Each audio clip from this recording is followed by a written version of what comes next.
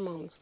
And it's also better if we understand it quite early in life. Now, today we're going to be talking about how to care for the elderly. I don't know anything about it, but I can assure you the people in the house are well vested. I'll let them introduce themselves, and let me start with someone I quickly call Minister for Aged People. Her voice has been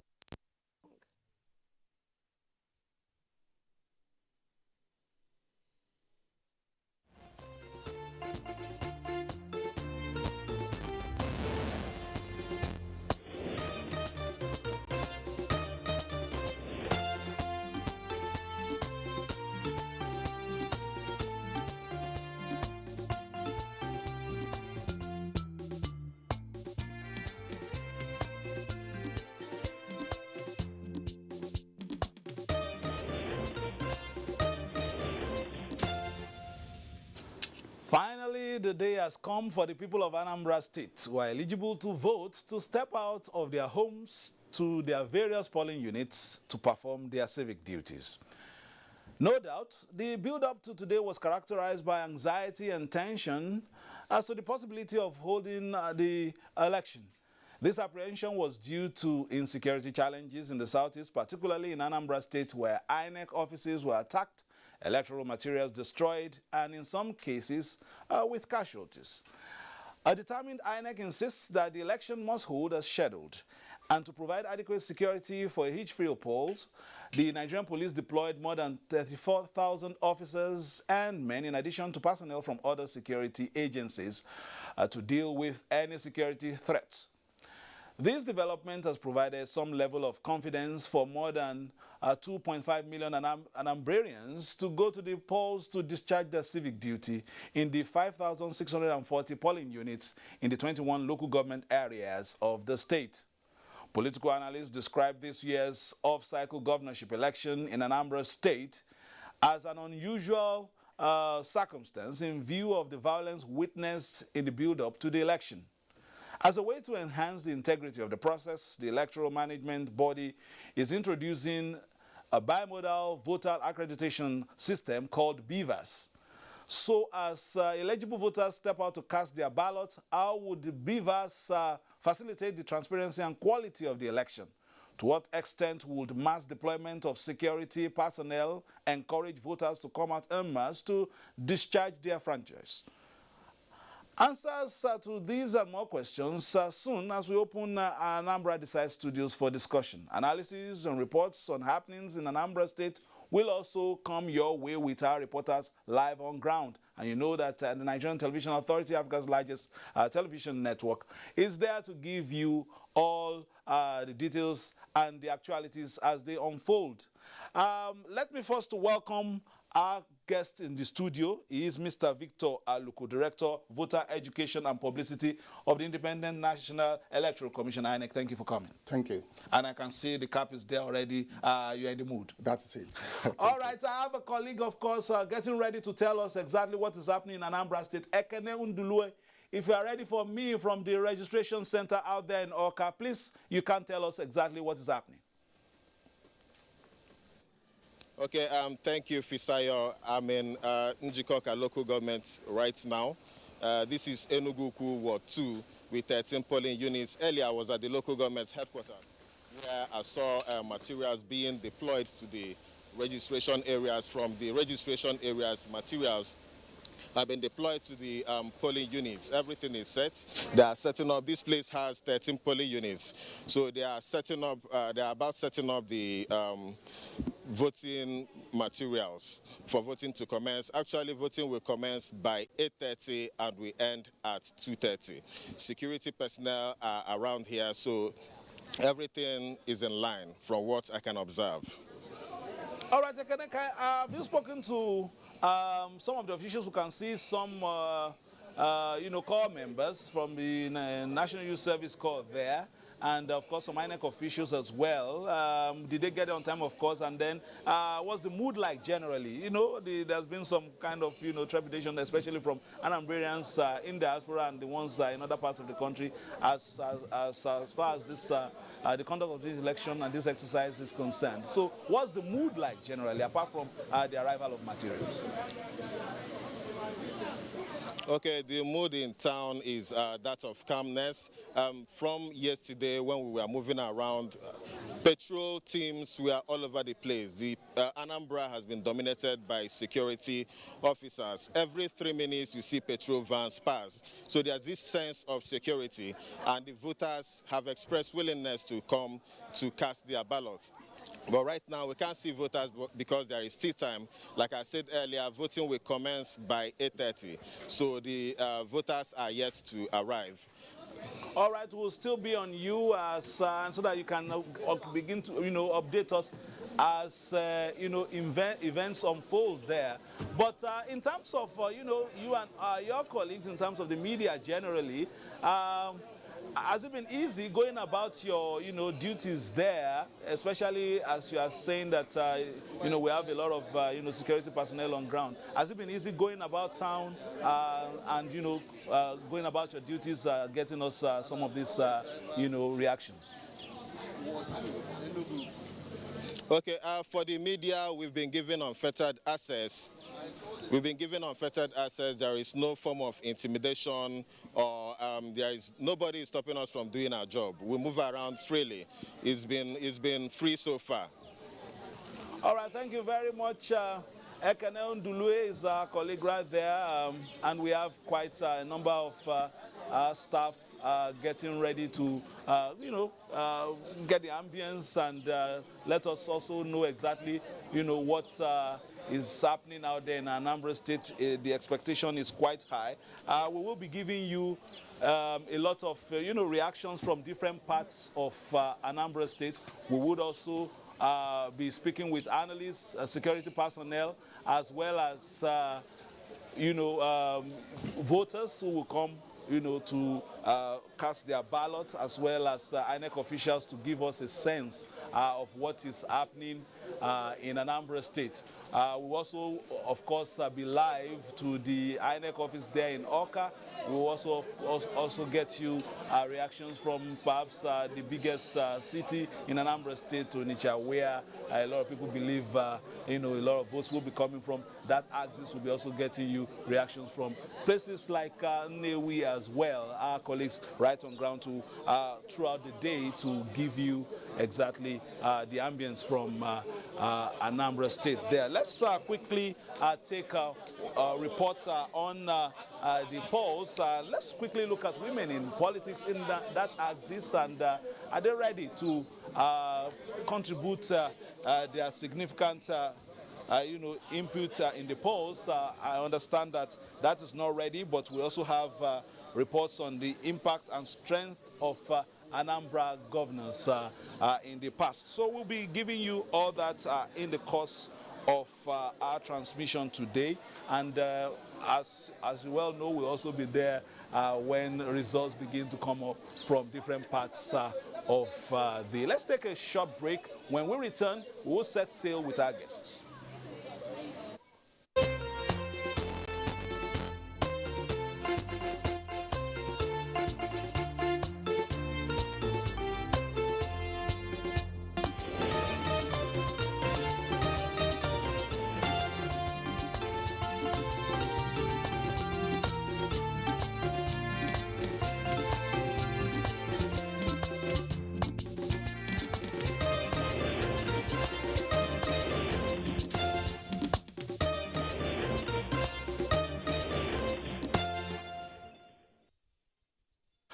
All right, you are joining us, Anambra's Decides Live studio here at the headquarters of Nigerian Television Authority in Abuja. We'll also be linking up with our colleagues in Anambra. Let me quickly welcome my guest, Professor Abiodun Adeniyi, Head of Department of Communication, Bayes University, has joined us. Thank you for joining us. My pleasure. And what's the mood this morning, Prof? Well, it was a good one. We're quite expectant. It's another festival of democracy for the people of Anambra. I will just look forward to a salutary election, in the realm of fairness, in the realm of transparency, and in the realm of credibility. Anambra for one, it's an off-cycle election, and of course, whatever transpires there, we should be able to replicate it in the general elections. And what do we expect? We expect an advancement, an enhancement of the quality that we witness in the Edo election. So that's what we're looking forward to. And of course, INEC has given us all the assurances. The security agencies have also given us all the assurances that it will be peaceful, irrespective of what has been happening in the last couple of months. So we're quite hopeful that it's going to be hallelujah at the end of the day. All right, Mr. Loko, BVAS, Bimodal Voters Accreditation System, permit the pun, will BVAS be fast? It will. It will not only be fast, it will also be effective and efficient. It will help the presiding officer to be able to fulfill an important aspect of the law, which is the presiding officer must be satisfied that the person who presents himself or herself is the actual person that is registered and has the PVC. So that aspect of the law is what BVAS has come to help us fulfill. That is, nobody should be able to vote through any form of impersonation. Identity theft is something we must remove completely from our electoral process. And when we're using smart card readers, the smart card reader was able to authenticate only the fingerprint. And so there were instances where people said the fingerprints were not easily authenticated because maybe they were farmers, they were this, they were that. We were forced to use incident forms and all those issues. And now we have increased that threshold by making making that something a dual authentication system. And that's why the bimodal voter authentication system will completely remove all forms of identity theft, all forms of voting through impersonation. And so the BVAS will not only be fast today, it will also help us to fulfill that aspect of the law to make sure that everyone who votes is actually the voter. All right, now let's look at your, what would you call it, the test, the pilot, or whatever, what you did in, in Delta State, the state constituency, election. How did it perform? Well, it performed excellently well. Before, during the last general election, that same constituency, the rate of accreditation was just 33%. Actually, 32.7%, approximately 33%. That same place, that same constituency, when we deployed BVAS about 2 months ago, we had about 98% accreditation rate. You can imagine the jump from 33% to 98%. So we are so confident and happy, and we feel okay that everything will be good today. And in terms of, this is a larger scale now. This is a larger scale. But in science, you have to test in laboratory before you bring to the outer world. So we have to pilot with a small election. And we're satisfied, and so that's why we're bringing it to the public. And our success today will also have an impact on our success in the future.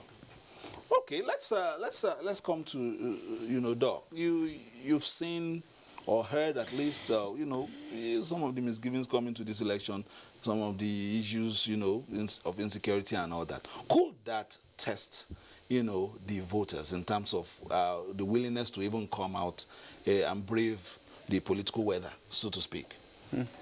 Well, it could be a challenge because it is innate in man to be concerned about security, but let's not forget also that the pool for political contestation, the pool to be a part of determining who governs you, it can also be very, very strong. So the strength of that might likely overwhelm any remedial fears about insecurity. And of course, what more do we expect? We have had different assurances from the security agencies led by the police, that people should feel very free to come out. And of course, even the iPod itself, we've heard again that they have said, okay, the sit-at-home order shouldn't be anymore. People should go out and vote. So we are having these things coming to a crescendo. Enthusiasm is likely to be ramped up with these assurances, with this backdoor arrangement for us to have a peaceful election in Anambra.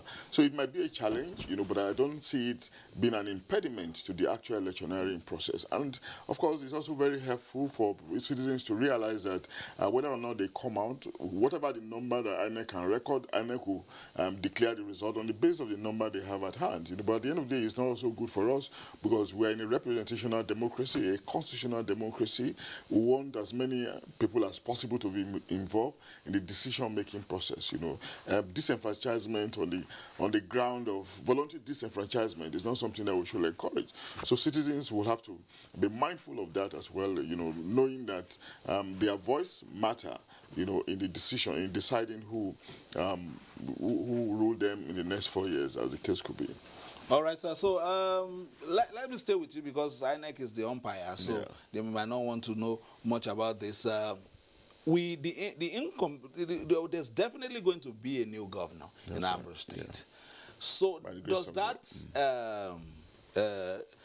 it's in law. The person there can no longer stay because he has stayed for 8 years. But what we're saying is that now that we know that will that perhaps make it less, rancorous in terms of the fact that there's no incumbent trying to still, continue? Well, first, it's a political process. It can actually be fluid and it can be one of many things. But what I see happening is that it may not actually be the case, considering the fact that the incumbent has a candidate. And of course, it's very, very obvious in Professor Chukwuma Soludo. But if you ask me, someone like Chukwuma Soludo, that's a personal opinion rather.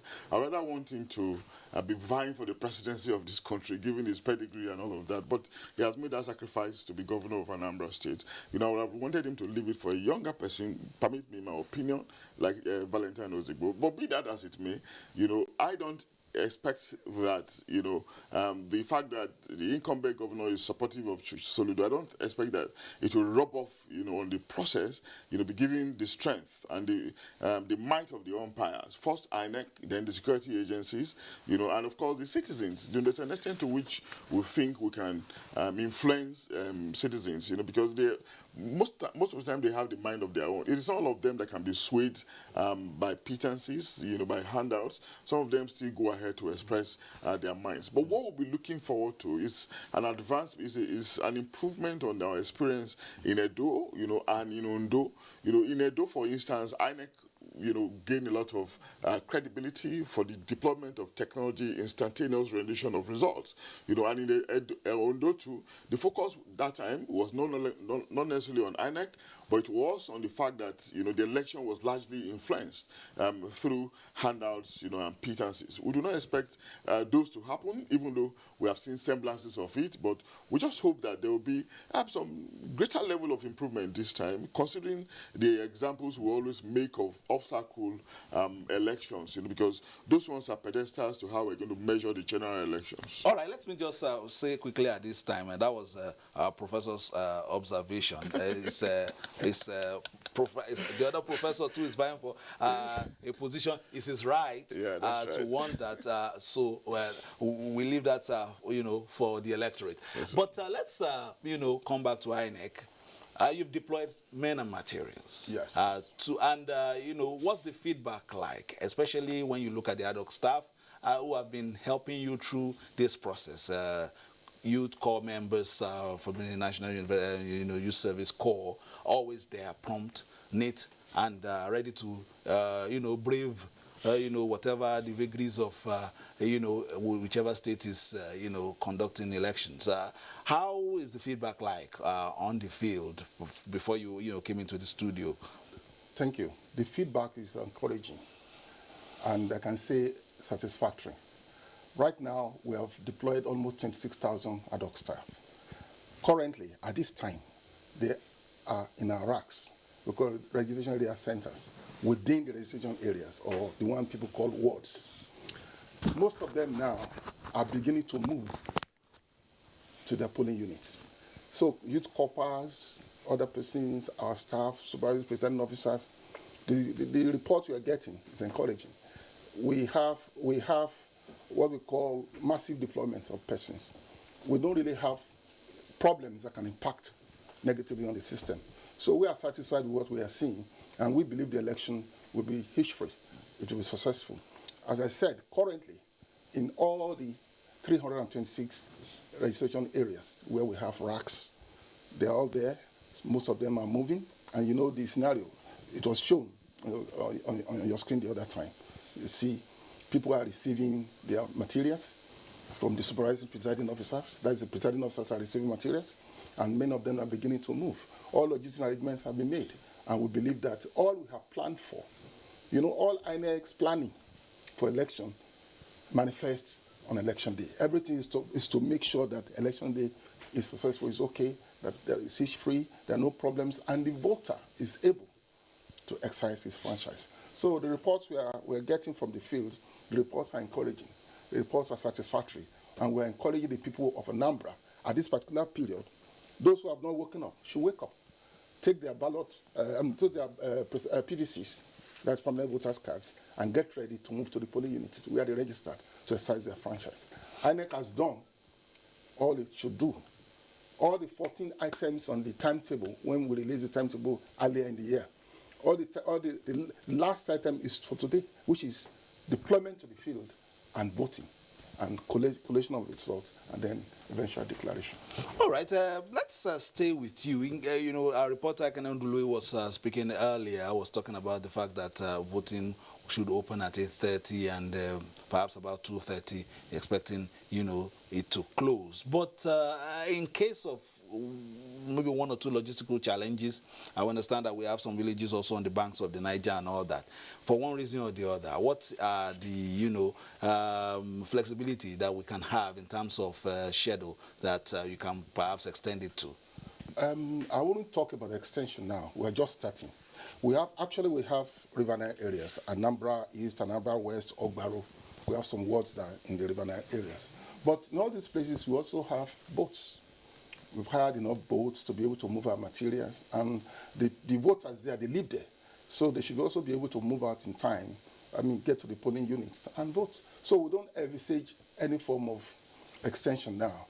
But as the election progresses, we'll be monitoring the situation, and the right decisions will be taken at the spur of the moment. All right, let's take a report that can guide us, especially in terms of, the states. As Anambra governorship election gathers momentum, to this morning, Ngozi Okafor takes a look at its people and their peculiar political dynamics. The current Anambra state was carved out from an older and much larger Anambra state. It contains people with a lot of socio-cultural similarities. Anambra people are known to be resourceful, educated and enterprising, especially in the area of commerce. The high level of commercial activities in the state attracts people from different parts of the country to towns like Onitsha and Nnewi, while Awka has always been the administrative engine room and the state capital. Nicknamed Light of the Nation, Anambra State has rich political involvement that has helped to shape the history of a country right from the pre-independence era. The late Dr. Nnamdi Azikiwe from Onitsha was one of the foremost nationalists that fought and won independence for the country. He became the first Governor General as well as the first president of the country from 1960 to 1966.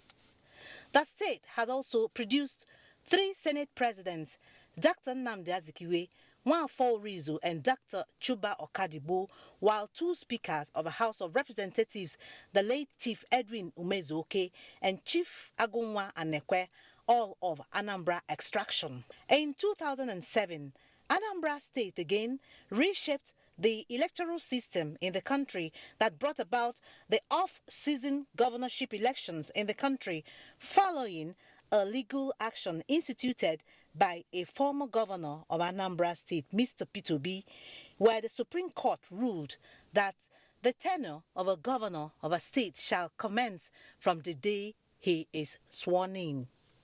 Before this development, the country had a uniform conduct of governorship elections. Anambra has been on the forefront of the growth of the nation, start from the pre-independence era, independence, Dr. Nnamdi Azikiwe, and even after the independence. Political development or growth in Nigeria, you cannot talk about it without talking about the Anambra people. Because Anambra, God placed the people of the state as pathfinders in every aspect of the society, whether politics, education, and whatever, and business. However, in recent times, the trend of politicking has become more fierce with a gale of defections, making political contestations more intriguing. Yes, in the sense that they know when politics is being played. No, in the sense that sometimes they are always aloof, unless it affects their business personally. A typical Anambra man, with due respect, may have good business going on, and if political issues are being raised and it's affecting other people's business, and it's not affecting his, he stands aloof until it gets to his nose. So the answer is yes or no. An average Anambra man, even the least person you expect, the mama in the village, the old papa in the village, knows that this is a civic right you must perform for the betterment of the state. Yes, and our people, we have a way of holding our people accountable. Expectations, therefore, is that with the level of political awareness and reassurance of safety of Anambra citizens by the Nigerian police force, the voting exercise will be hitch-free with impressive turnouts. In Awka, Ngozi Okafor, NTA News. Thank you, Ngozi. We're expecting a lot of reports from you from the axis today. When you talk about these off-cycle elections, of course, we know what, led to this, in Anambra State, of course, and the tussle for government house in Awka. And it has been fierce, just like as, the reporter said there. We are expecting a king contest. A big part of the expectation is that, Anambrarians are widely traveled and well-read. So perhaps issues of, thumbprinting and, having invalid votes and all that may not be so rampant. And as well as even their choices are, informed as well. That's right. The point has been well made that Anambra is one of the most sophisticated states in this country in terms of how illustrious their citizens are. Do not forget that one of the greatest economies to to come out of this country was from Anambra State, Pius Okigbo, that is, one of the greatest writers to be produced, in Africa, was from Anambra as well, Chinua Achebe. Adichie is also there, Professor Chuba Okadibo from Anambra State as well. So many illustrious citizens, people who have made this country very proud in their chosen careers. And beyond the intellectual sphere, of course, in business too, very illustrious citizens. And we expect that sometimes we may not also expect this to rub off on political contestation, because there's always a dichotomy between career achievement and political process. There's a way in which political contestation brings out the worst and the best in people. It brings out the negatives in people, and sometimes it brings out the positives, much more than regular career progression can do. So it's a different ball game, actually. But we can only expect, beyond sensitization, beyond awareness creation, beyond admonishing them, what more can we do in telling the people on the need for us to have a free, fair and credible election. But in terms of education, of course, statistics has also shown that yes, they prefer most of the time businesses, apprenticeship, growing up to be very big businesses and all of that. But statistics also shows that they can still do a little better in the realm of education. So we may not say absolutely and that everybody will get it right in terms of voting procedure. But we can only expect again that, like INEC said, the awareness sensitization process shouldn't always be a one-off thing. It should be something that is sustainable, something that is continuous, even up to the electioneering process, where people can probably be guided on how to vote, so that the case of invalid votes will be reduced largely, and people will not inadvertently become disenfranchised. But we have to keep making the point that this is not the time for us to be having voter apathy, for us to be having, maybe, for example, now 5 million people being on the ballot box. I'm just giving an example.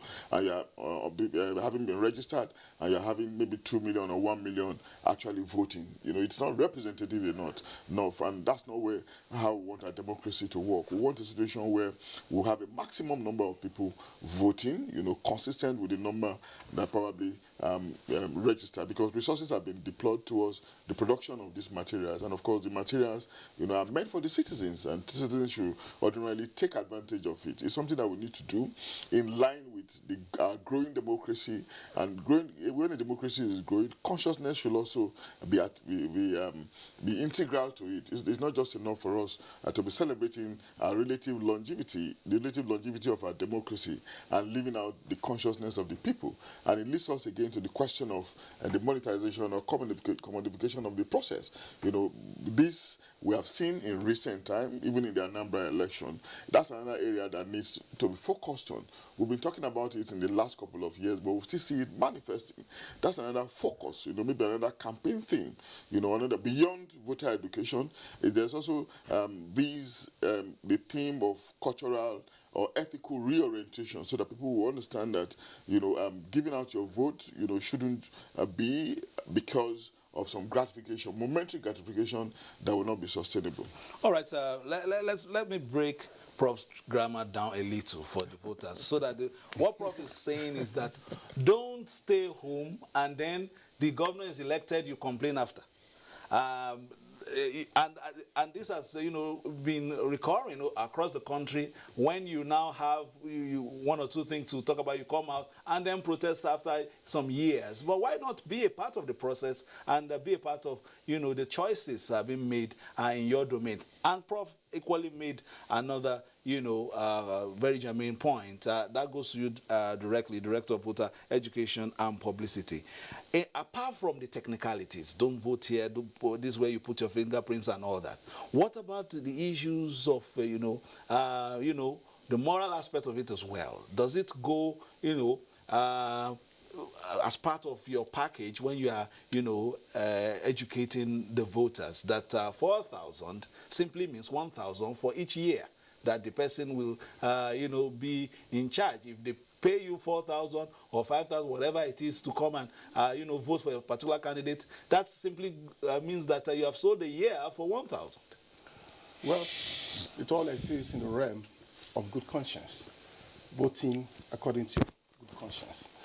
As a commission, we expect, one, all voters to troop out and vote. We expect all voters to vote according to their conscience. You should be guided by the dictates of your conscience to vote for the candidates of your choice. Then three, we don't expect you to be influenced unduly. Issues of undue influence through monetary gifts of any form of gift, we don't expect you to be influenced. But this exists. It exists, but it's unlawful.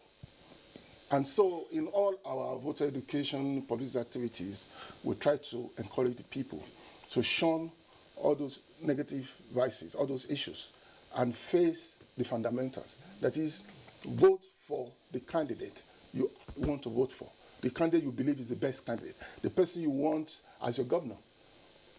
That is what we do. And of course, as a developing country, it's a prevalent problem. Look at the socio-economic situation, the political situation. There are people who actually feel that all they can get now is get monetary gift before they go and vote. But we try our best to let them know that there's a connection between your vote and good governance. And so when you are going to vote, have in mind that what about good governance do you expect? And so you should be guided by your conscience and just go and exercise your franchise. And don't let anyone influence you negatively. And that is why we are calling on individuals, families this morning. If you look at time now, it's about 7:30. We expect families, mothers, fathers, landlords, people, opinion leaders within communities to start telling people around them it's time to vote. And we expect people, like I said, to vote according to their conscience. Don't vote according to gifts that were given to you. Don't vote according to all forms of influences. Vote according to your conscience. Elect the person you want to elect. For INEC, we don't care who you vote for. Our job is to provide you the platform to vote. And when you finish voting, we will count the votes, and the votes will count. And so at the end of the day, we announce the person the Anambrarians actually voted for. But we encourage people to do so in a good way. It's always a good thing when you vote for the person you want to, and when you hear that the person has won, you'll be happy. It's not a good thing when you go and collect money or anything to come and vote. That means you have sold your conscience. And in this our political atmosphere, we try to promote good behavior. We try to promote that things that are salutary, things that will help our country. Not only Anambra now, things that will help our country in terms of where we want to be. And all these things has a connection with how we are in Africa and the world. So we are encouraging the people of Anambra that today is their day. Today is their day. INEC has done all it should do.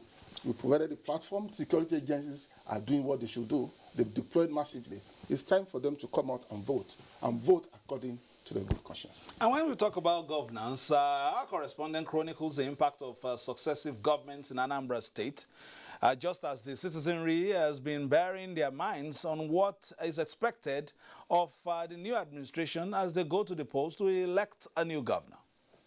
1991, Anambra State has had governors that have made impacts to the growth of a state. Dr. Chukwuemeka Ezeife, with his Think Home philosophy, was the first civilian governor whose administration embarked mostly on housing estate projects, but was short-lived by military intervention. When democracy returned in the country in 1999, Dr. Chinwoke Mbanuju of the People's Democratic Party became the governor whose administration was known for its philosophy of joint action on development, JAD.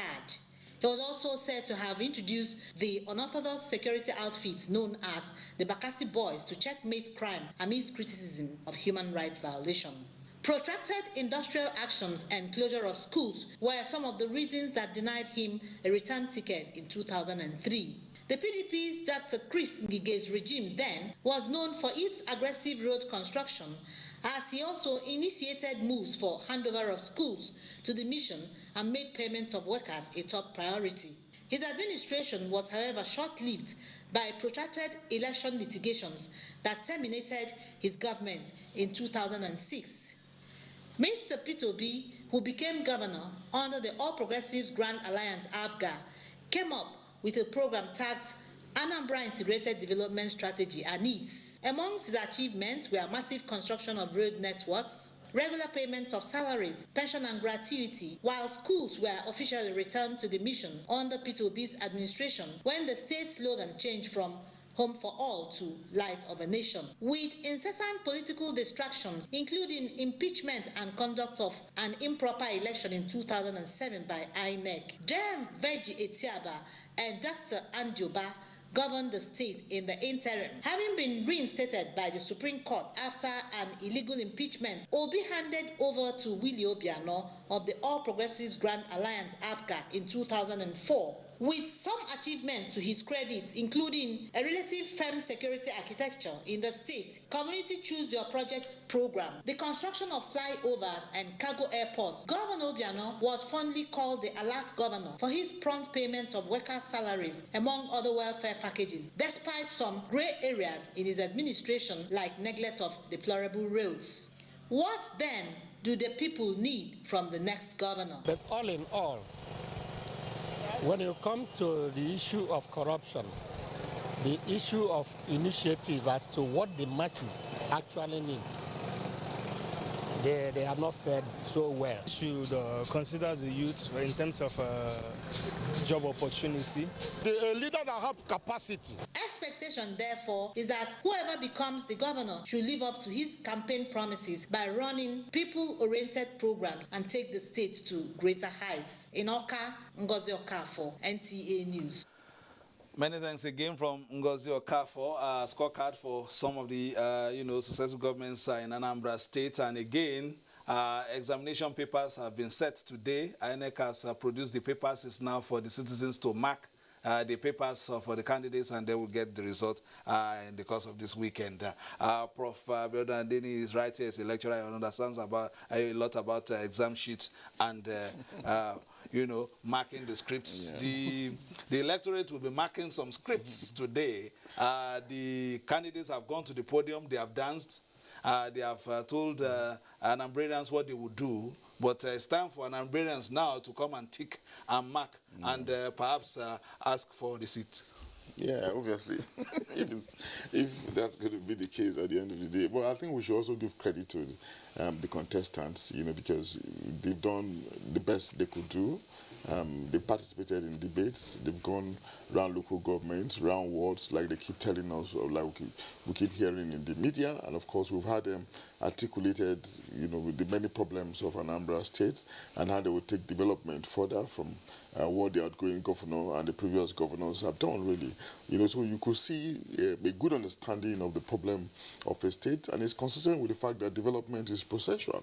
It's not something that is one-off. Like I said earlier, you know, you look at the balances in areas that still need attention, and you progress from there, you know, building on the work of a previous governor. So you continue from where the previous governor has stopped, and you make improvement. That's what development is all about. You know, it's a continuum.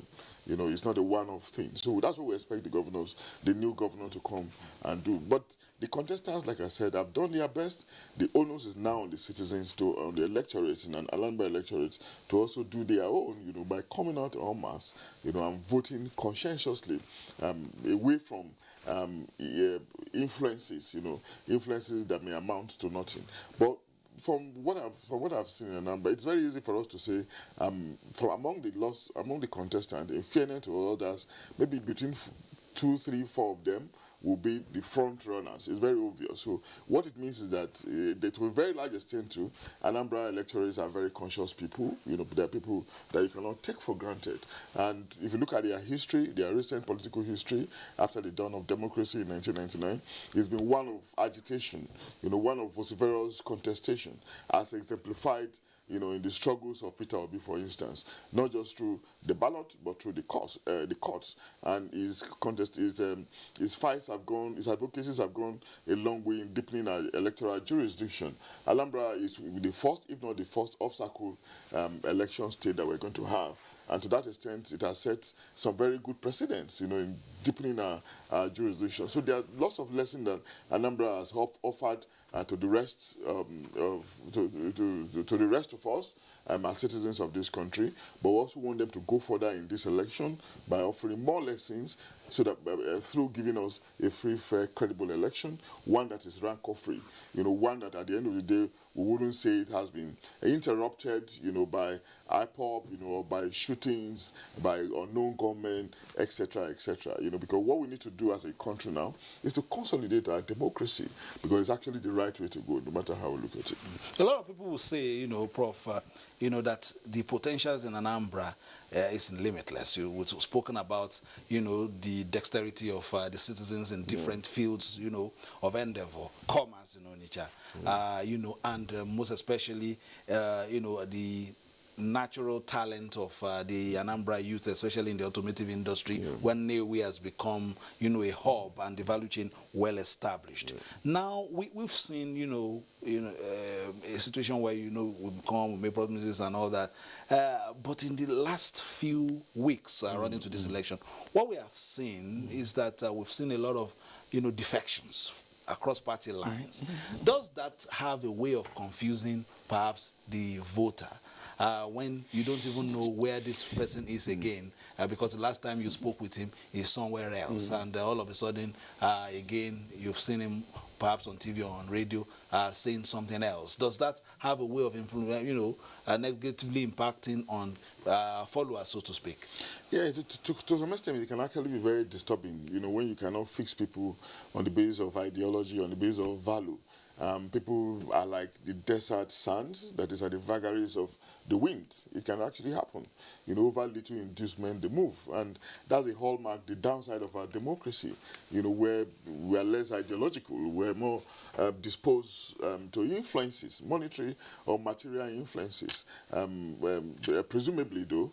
And we have seen many of it happening in Anambra State. But it's not an isolated case. We also see it at other levels or in other states of the federation, even at the national level. And that's why we keep saying that political parties shouldn't just be vehicle for getting offices. They should be projectors of ideologies. Ideologies of development. That's what we're looking forward to. But I want to believe that it's a stage that we are in. Maybe at some point we'll begin to privilege values, over prebendalism, over immediate material gains, like it's happening now at the end of the day. But we can also hope, because of the relative enlightenment, the relative sophistication of the people of Anambra State, they'll be able to rise above the tendency to confuse them through undue horse trading on the part of the politicians. And so it's just at the level of hope. But be that as it may, we also know that irrespective of all the movements, it is still very easy for us to say these are the 2 or 3 or 4 front runners. And these front runners that we can easily identify are people who are very competent, very competent, well-educated people who have done well in business, done well in politics, very sound pedigrees. If you give any 4 of them the governorship of Anambra, you can be sure that, of course, if it's about leadership, it's about wisdom, if it's about policy making, they will deliver. But what matters, again, at the end of the day is the X factor, something that will just come off from the blues and prevent them from delivering, irrespective of their outstanding pedigrees. All right, not particularly for today, but in terms of, general outlook to our,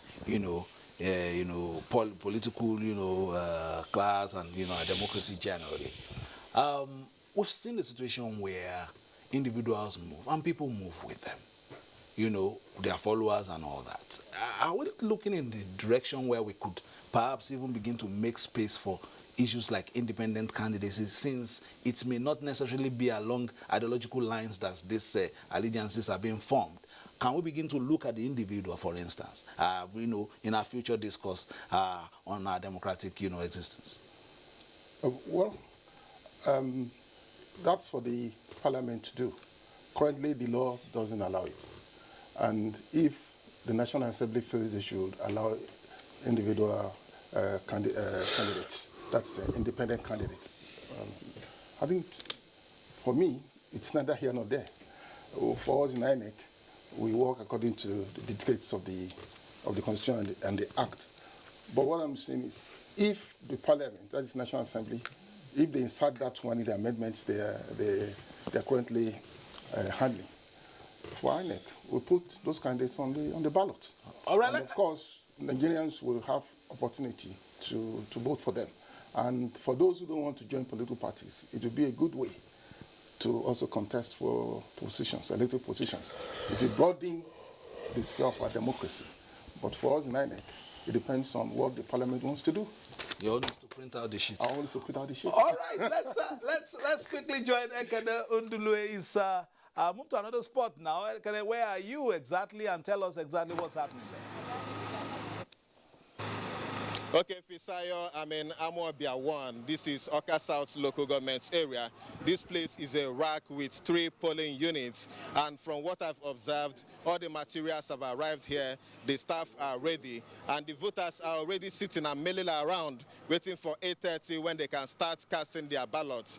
They are in high spirits and they are waiting for INEC to start voting. They are waiting for voting to commence. And we will be speaking with some of them very soon. Earlier, I spoke with the RA supervisor. She told me that there has been no problem, no issues. The materials arrived here early enough. So there are no issues. I will be speaking with one of the voters who is ready to cast her vote. Okay, just hold on, Fisayo. Okay.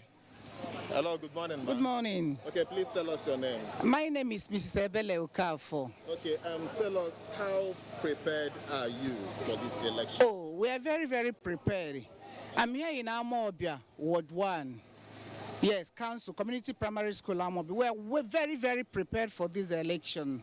Okay, earlier there were complaints that there was going to be security threats and that people will not come out. But you are here with some other people.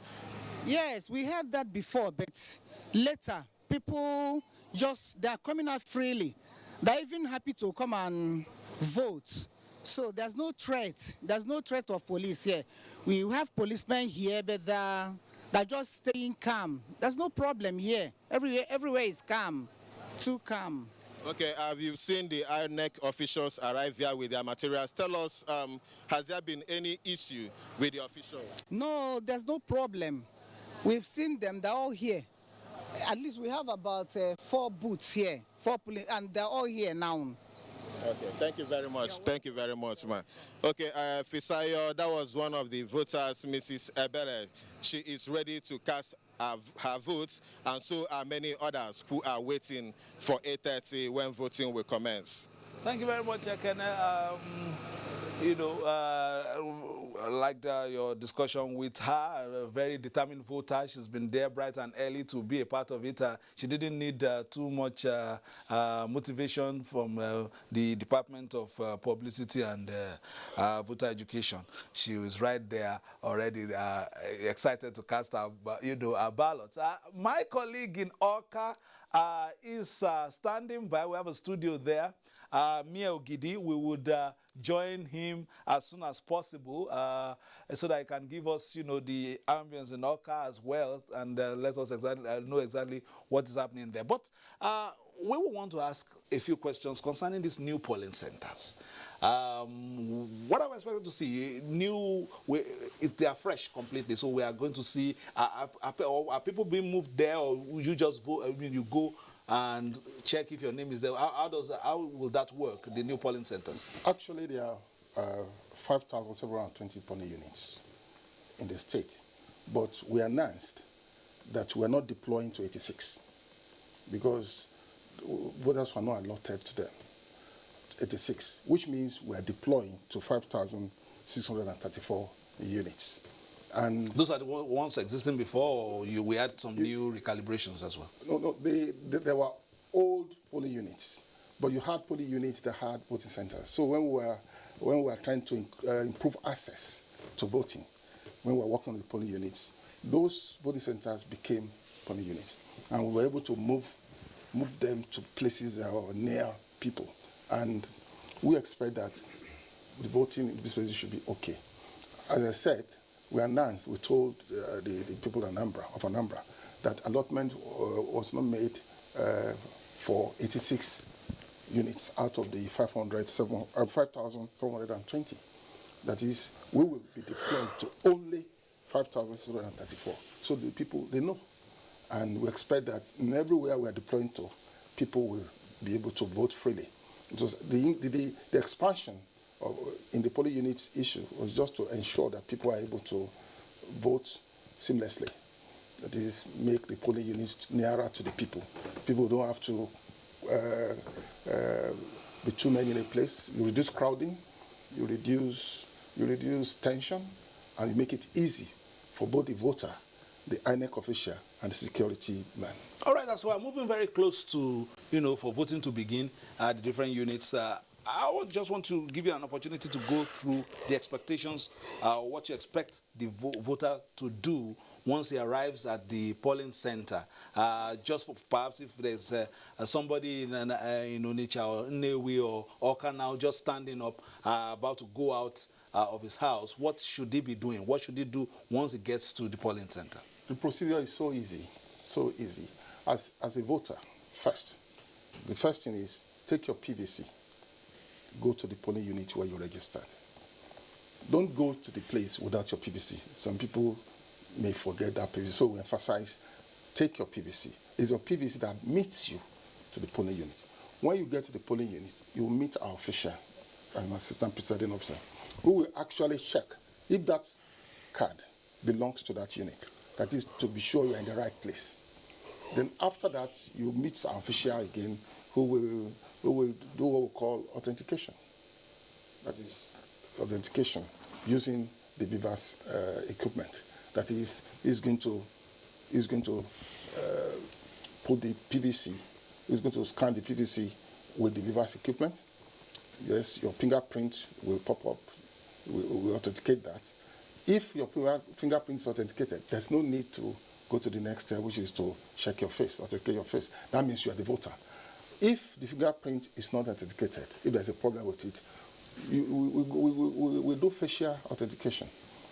The BVAS machine has dual capacity to authenticate both the fingerprint and the facial feature of the person.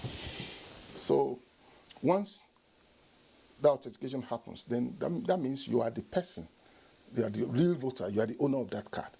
Then you move to where, of course, inking will be done, and of course your hand will be sanitized, and then you move to the presiding officer who issues you a ballot paper, and then you vote. It's a very simple, seamless process. That is, with your PVC, you are admitted into the polling unit. That PVC will be checked using the BVAS equipment, and once your fingerprint is authenticated, you don't need to go for further checking. I mean, to say it in a simple way, you don't need to go for further checking. But if your fingerprint is not authenticated, then we also try to check your face, the facial authentication. And if both are not authenticated, then that means you are not the owner of that. You are not the owner of that card. And we politely tell you to please leave. And if the person tries to make trouble, we'll draw the attention of the security agent for the law to take its course. All right, it's not by coincidence that the first, person that we interviewed in the polling unit is a woman, because as Anambra State goes to polls to elect the next governor, the need for women, to be actively involved in politics has reverberated across the state. Ngozi Okeke-Aru in this report x-rays the level of women participation in Anambra politics since inception of democracy.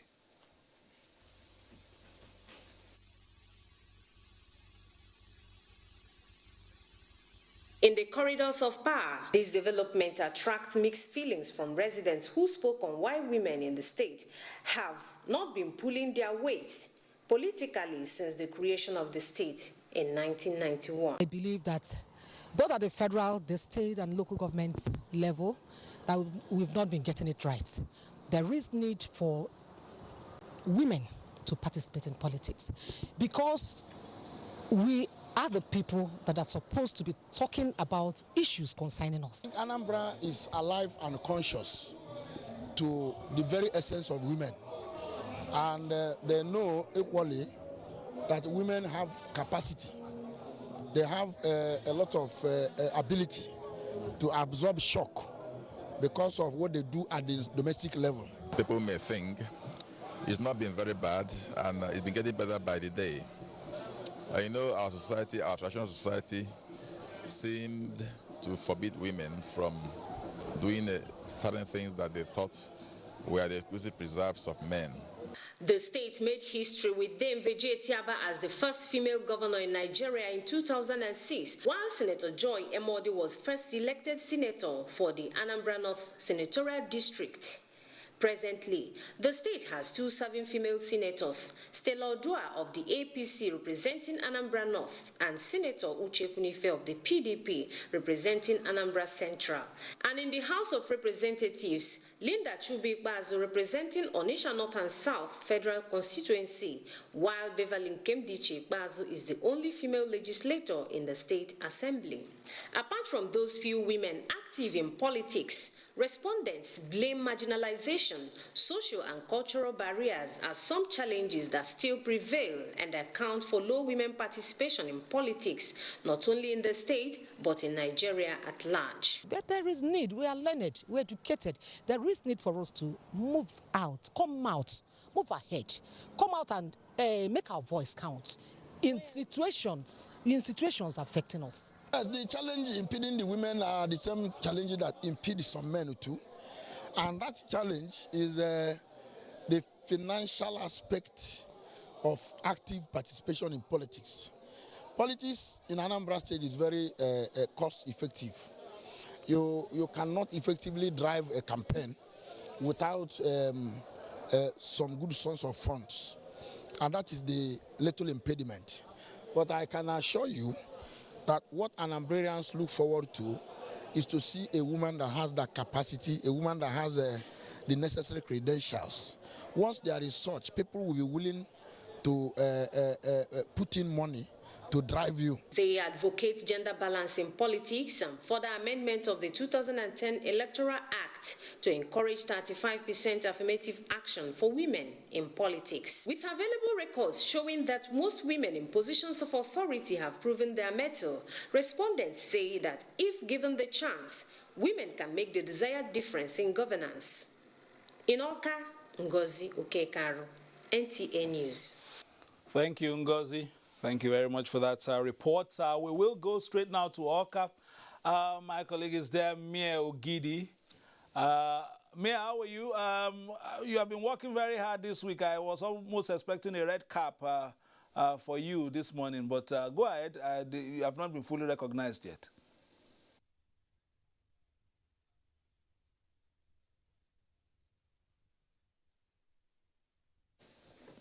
Mia, you are on.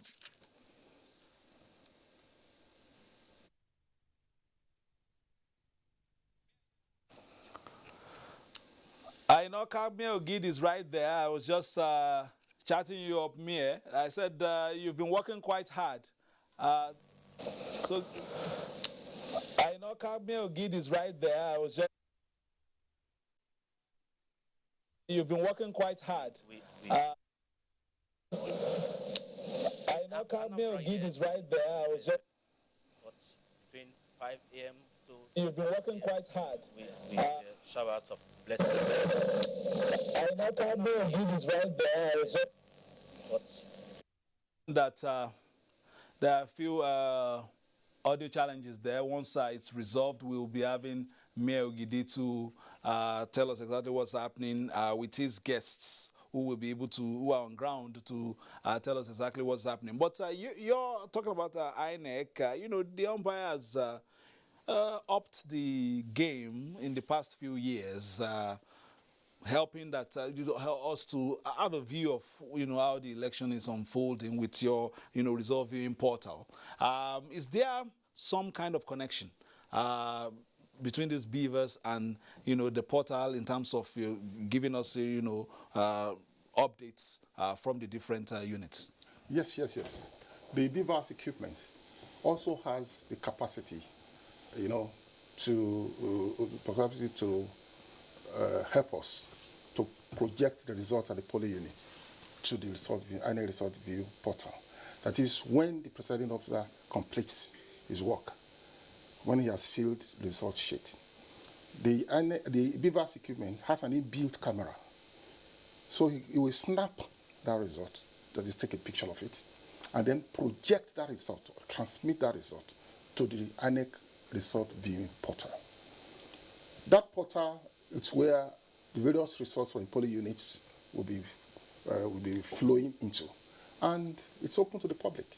So for a political party, it's so easy. You can easily track and monitor the results from all the polling units. And I tell you, just as the Americans are able to do, shortly after the election, shortly after the conclusion of events at the polling units, you can know the trend, where the arrow is pointing to. You are reducing the salary of the party agents. No. The party agents will be there. Everything will be done right in the presence of party agents. And if there's any presiding officer that's not doing that, the party agents should raise alarm, because it's a great measure of control for us as INEC. It's compulsory. They are trained on the use of that BVAS equipment. That is, as a presiding officer, do finish your work in terms of attending to voters, in terms of sorting, counting, recording. When you finish with the Form EC8A, you must snap that result with the BVAS equipment that has an inbuilt camera. And then you must transmit that result, or project that result, or forward that result, whichever way anybody wants, or upload with your language, to that result viewing portal. It's compulsory. So the result viewing portal gives us a form of control, gives the systems a form of credibility. And of course, we use it in the other standing local government election, Ondo. And everybody is praising it. And we are confident that when everybody does what should be done, before even declaration, people will know where the pendulum is swinging. And so far, it's a good thing. All right, Doc, you've seen some of the, the innovation coming in from the umpire. Are we expecting that at least at a much bigger scale? There was the trial at in Isoko in Delta, but we're expecting at a much bigger scale in Anambra. That should definitely make it faster. Again, apart from, this one waiting for this, waiting for that from across the rivers and all that. With this transmission, it should make collation and all that a lot faster. Yeah, apart from the pace that's going to introduce to it, there's also the element of credibility, transparency, and fairness, so that the human interaction with the process reduces with the increased use of technology. And that's what we've been advocating for over the years, that our election those days have been fraught with all kinds of malpractices, all kinds of manipulations. And there's a lot of ways in which in the 21st century, where the 21st century world of increased technology, that we can take advantage, we can leverage on this technology by leveraging on technology to improve the quality of our electoral process. And that's what INEC has been doing. And we saw it, like you said, we saw it in Edo State, in the build-up, in the pre-election state to the Edo State election. There was so much tension. People were concerned about what will happen, what will not happen. But we all also celebrated the fact that it was a largely free, fair, and credible election. Ondo State was not too different, aside from the fact that there were arguments around people influencing voters. That has nothing to do with the actual vote itself, but maybe what happened in the back door. But when it comes to the electionary process itself, INEC has made a lot of advancement. And of course, in Isoko, like you said, we saw it happen. And we have assurance that it's also going to happen in Anambra, in the ongoing election in Anambra today. So it's a welcome development, increased use of technology, consistent with the age that we are in. And we have seen it happening in other countries, more sophisticated democracies, which we are copying at the level of philosophy. So if we are copying them at the level of philosophy, why don't we copy them too at the level of process? The process that has helped them to actualize the advancement in which they have supposedly recorded. There's nothing stopping us from doing it, and it's gratifying that we are moving towards that direction with the increased use of this technology. Free, fair, credible election can only happen on the back of a salutary process, enhanceable by technology. Mr. Luku will agree with me that in spite of the efforts of INEC to be on top of the game, the Nigerian vote rigger is equally as intrepid and determined to also do a few things. I hope there are some surprises so that they don't also, as you are training your personnel, some other people are equally training to see what can be done on the long run. Well, it will be difficult for anyone to infiltrate our process, to do any wrong thing, because as I speak, we have thousands of staff that are monitoring the election. We have deployed thousands of staff to Anambra that are monitoring the election in every polling unit. We have people that are monitoring from polling unit to polling unit. We have people that are monitoring in the wards. People will be monitoring within local governments, the collation centers. So it will be difficult for anyone to infiltrate the process and do the wrong thing. As I said, the use of technology has helped us to be able to reduce the issues of deliberate human error, where 255 becomes 522 or that type of thing, where people deliberately do wrong things, and then at the end of the day, the commission will be blamed. So with technology, we will be able to block a lot of loopholes. When we upload the result to the portal, and people know the results from the polling units, it makes it difficult for a presiding officer who is unscrupulous to now go to the collation center and bring another result. The person will have to explain where that result is coming from. And these days, who wants to put themselves in trouble? Young coppers will not do that. So the system is getting foolproof. And the more we perfect the system, the better for our society. At the end of the day, The important thing is let the man the people want, let that man win the election. And the INEC of today, as I always say, is different from the electoral bodies of the past. We have actually moved forward, and I pray that we'll continue to move forward. All right, Dr. Denny, you've been studying the process. We also have, some off-cycle elections next year. We have in Osun, we have in Ekiti as well. I'm sure they're also watching to see how BVAS, will work. Beyond some of, the fears of turnout and all that, which other areas are you expecting, Anambra State to perhaps give us some new indications in our, political existence in terms of perhaps, choices they're making, perhaps, in spite of all the threats, the turnout, for instance, and some other areas that you're expecting, the Anambranians to again take the lead? Yeah, very well. But first, on this BVAS thing, one great advantage is that, if a modern research, modern method of investigation point to the fact that you can easily arrive at the truth if you use multiple methods, or if evidence is pluralized, such that you have the evidence pointing to one direction, I have the evidence pointing to the same direction. He also has an evidence pointing to the same direction. So from multiplicity of evidence, in the hands of a number of people, we can point at the definite truth. That's what BVAS is probably doing, for instance. So it's very easy for us to authenticate it. We all have the evidence coming from the initial point of voting. So if we all have the evidence, then it's very difficult for one or two persons to try to change it in a situation where a majority are saying something different, which is actually the truth. And that's what we've been talking about, the great advantage of technology. But having said that, it's not the first time that technology will be introduced into the process. Of course, we had the case of card reader, helping us to limit the influence of the human being. The human being is susceptible to all kinds of variegations, all kinds of temptations. So that's coming in, that's reducing now through the instrumentality of technology.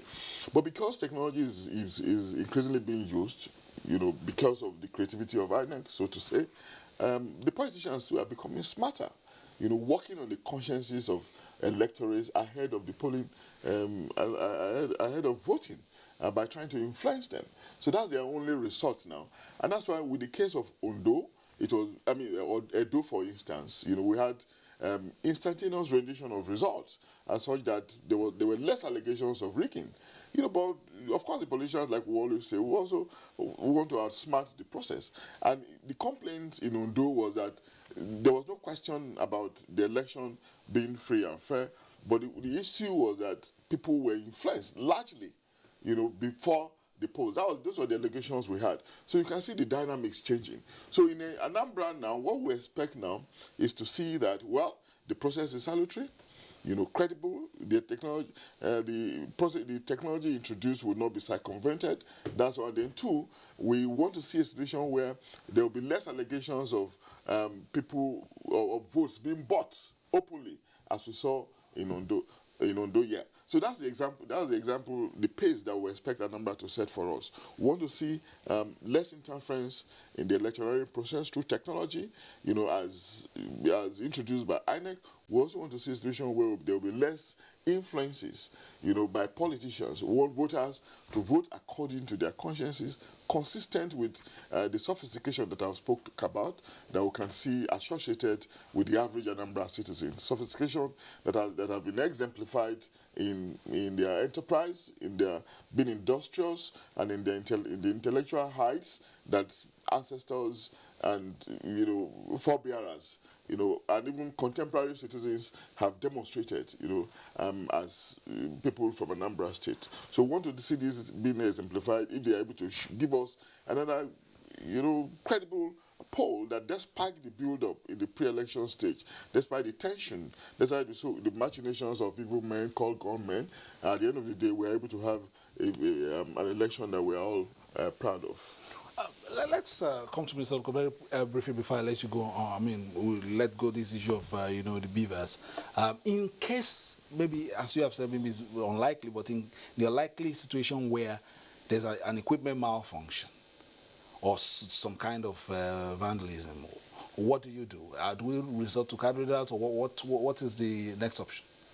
Look, if there's any equipment malfunction, there are two things. We have spares. We have spares. We make provision for spares. And we have our engineers on ground. So those two issues will help us tackle any equipment malfunction. Because if you are using any equipment, you cannot really rule out that out of 1,000, maybe one will not malfunction. But we are prepared for that. We have spares. That is, in every local government, we have spares, and our ICT engineers, ICT experts, who are fully involved in the development of that particular equipment.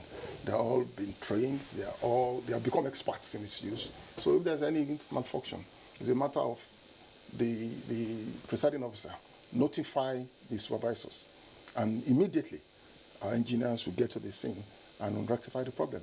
And if the equipment cannot be repaired immediately, we'll replace immediately with the spares we have. So we don't expect any problem in terms of malfunction. We just ask people to be patient. If there's any place there's any malfunction, our people will be there to rectify the problem. All right, and I'm sure you're also watching the process to improve on it, especially as we go into, the business end of our political cycle. Next year, 2 elections, state elections, and then, of course, 2023 will just be around the corner. From these experiences, your interactions with political parties and the Nigerian voter, looking at the Fourth Republic, are we maturing politically in terms of the processes and also in terms of our conduct? I believe we are maturing politically, because the important thing is to put in place a credible system, a fair system, as my colleague said. When people believe that the system is fair, then they have the confidence to be able to participate, either as candidates, as voters, when people believe that the system is credible. And that's why the other time I was saying that I was telling my colleague that he should become a candidate soon, because when the system is fair, anyone can get into the field and become a candidate. Join political parties, become candidate, and if people like you, they will vote for you. And we are saying that whoever people vote for, that's the person INEC will announce, because we already doing our best to limit human errors, to prevent deliberate manipulation of the system using technology. I was explaining the relationship between transmission of that result to our result viewing portal, and the inability of anyone, any politician, to engage in what we call hanky-pankies between the polling units and the collation center. You see, before, people were saying that a lot takes place, a lot of manipulation takes place in some places between the polling unit and collation centers. In the past, we are aware of our history, the history of our electoral process. For the commission, we did a lot of analysis, a lot of juggling of the whole thing, a lot of reports, study reports on the field, what people actually see on the field, before we came to the point of even bringing card readers.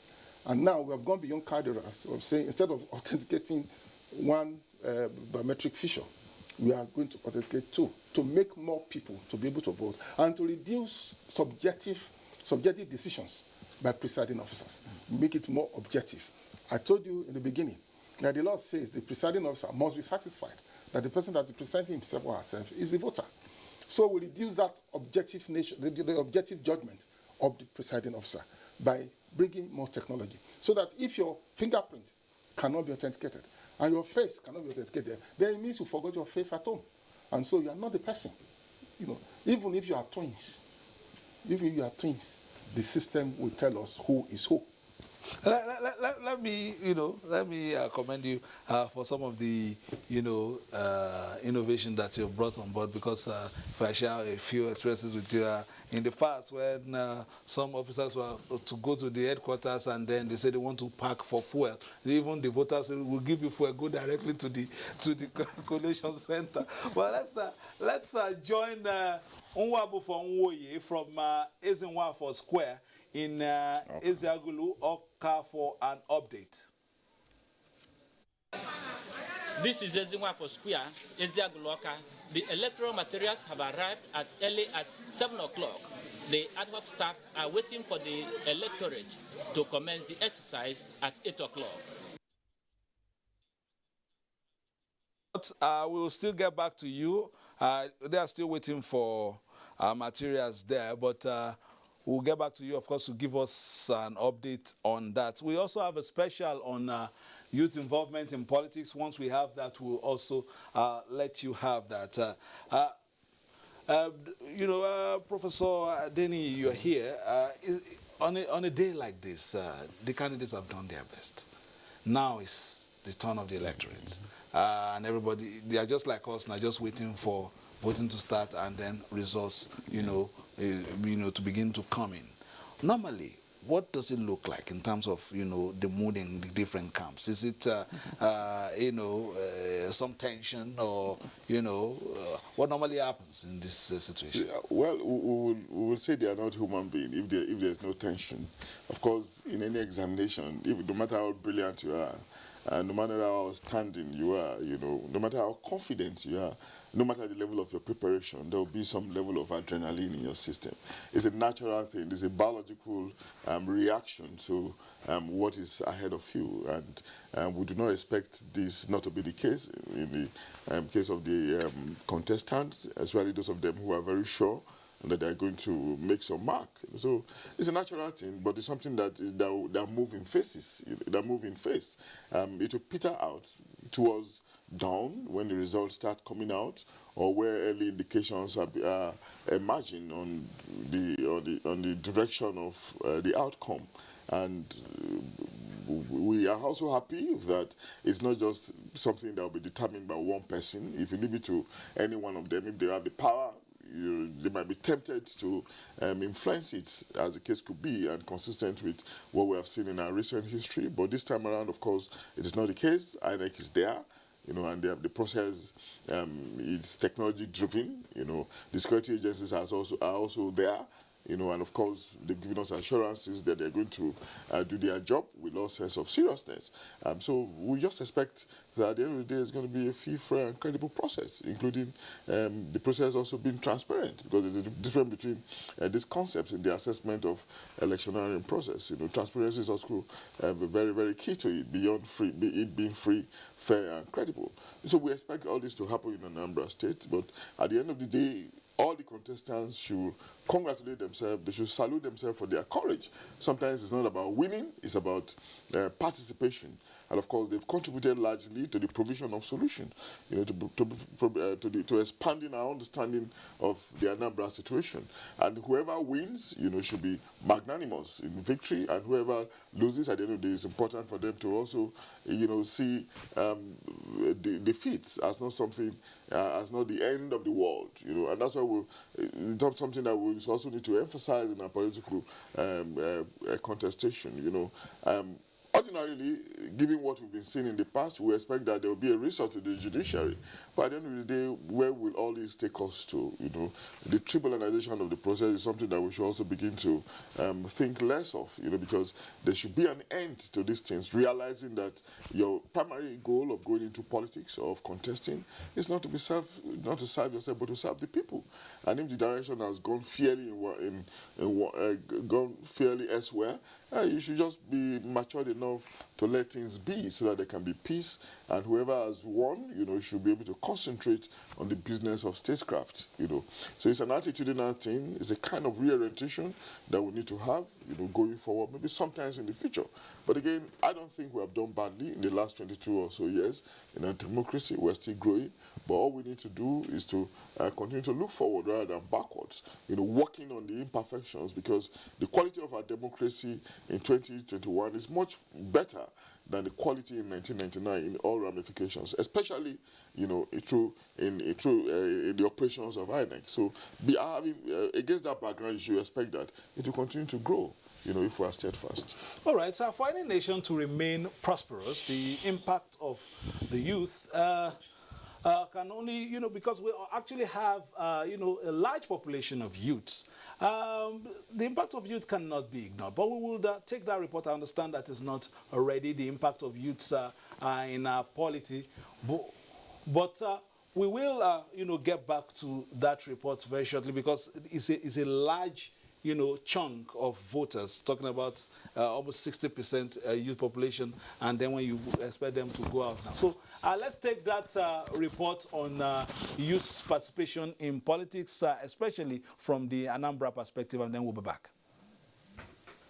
Recognizes youth in Nigeria to fall between the ages of 18 to 29 years. Pre-colonial era, students, activists, and young military officers rose to take over the mantle of leadership from the British. Notable amongst them, General Yakubu Gowon. Others include late Isaac Adaka Boro, who formed the Niger Delta Volunteer Forces, General Murtala Mohammed, and many others whose useful contributions still make waves. In recent time, the age range of political leadership has shifted to 40 years and above. This has been attributed to the rising trend of money politics, lack of inclusion in political decision-making, unemployment, lack of exposure, and illiteracy. Presently, youths are now being appointed into commissioners, SAs, and other posts alike, but it's not enough. Not enough. But I must say that there's an improvement. It's a growing concern, and much ground needs to be covered. You find that one of the problems they're having was financial status. However, the youth have been seen to have rechanneled their strength to election-related crimes such as thuggery, ballot snatching, where they are both the victim and the perpetrators. Since the inception of democracy in Anambra State, August 27, 1991, the youth have recorded low participation. Aside the state government's appointment of 30-year-old Anambra State Commissioner for Economic Planning and Budget Development, Mark Okoye, are judged to be performing well, while other youths of his age are not too lucky. The best way to help the situation is to lower the price for the funds and, of course, allow the youth to participate fully in political decision making. The youths are not completely involved, but the process is a positive one. Government should provide more job opportunities for the youth in order for us and stop using most of the youth as a tout in terms of election, which is not good. These have given rise to policies and campaigns to reawaken the leadership consciousness of youths, including Not Too Young to Run Global Campaign, which was launched in 2016, Vote, Not Fight, Election, No Be War, among other campaigns for youth reorientation.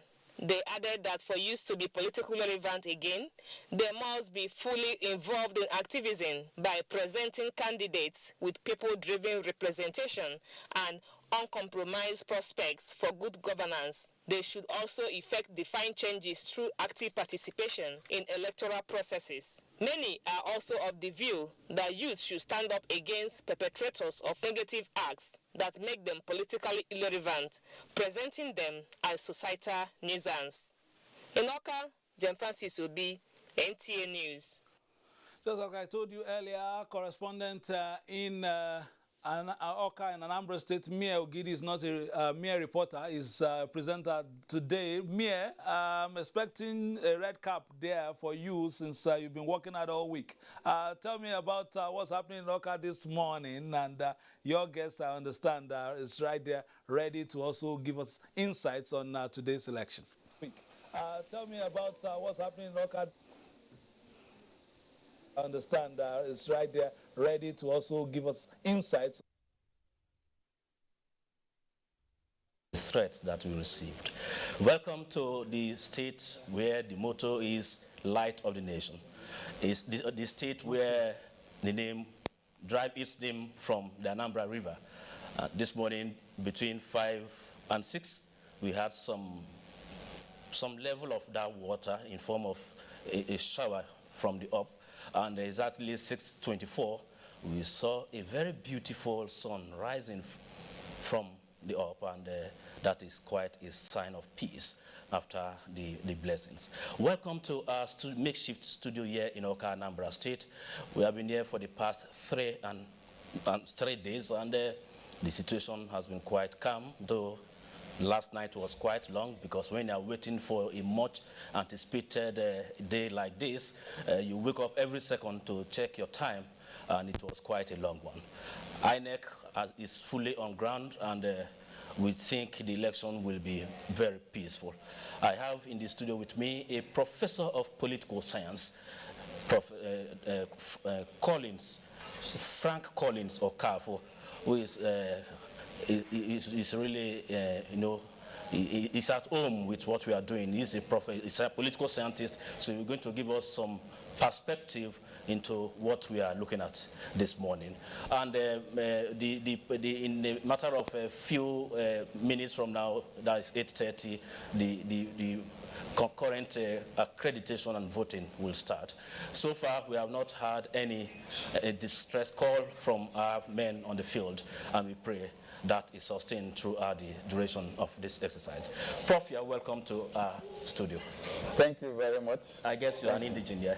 Yes, I am. Then you have a double responsibility this morning from the academic world and as well as an indigene from the Light of the Nation, Anambra State. Can you tell us briefly why Anambra, the governorship election, is attracting so much attention within and outside the country? Thank you very much. Actually, Anambra is a special state. Anambra is a special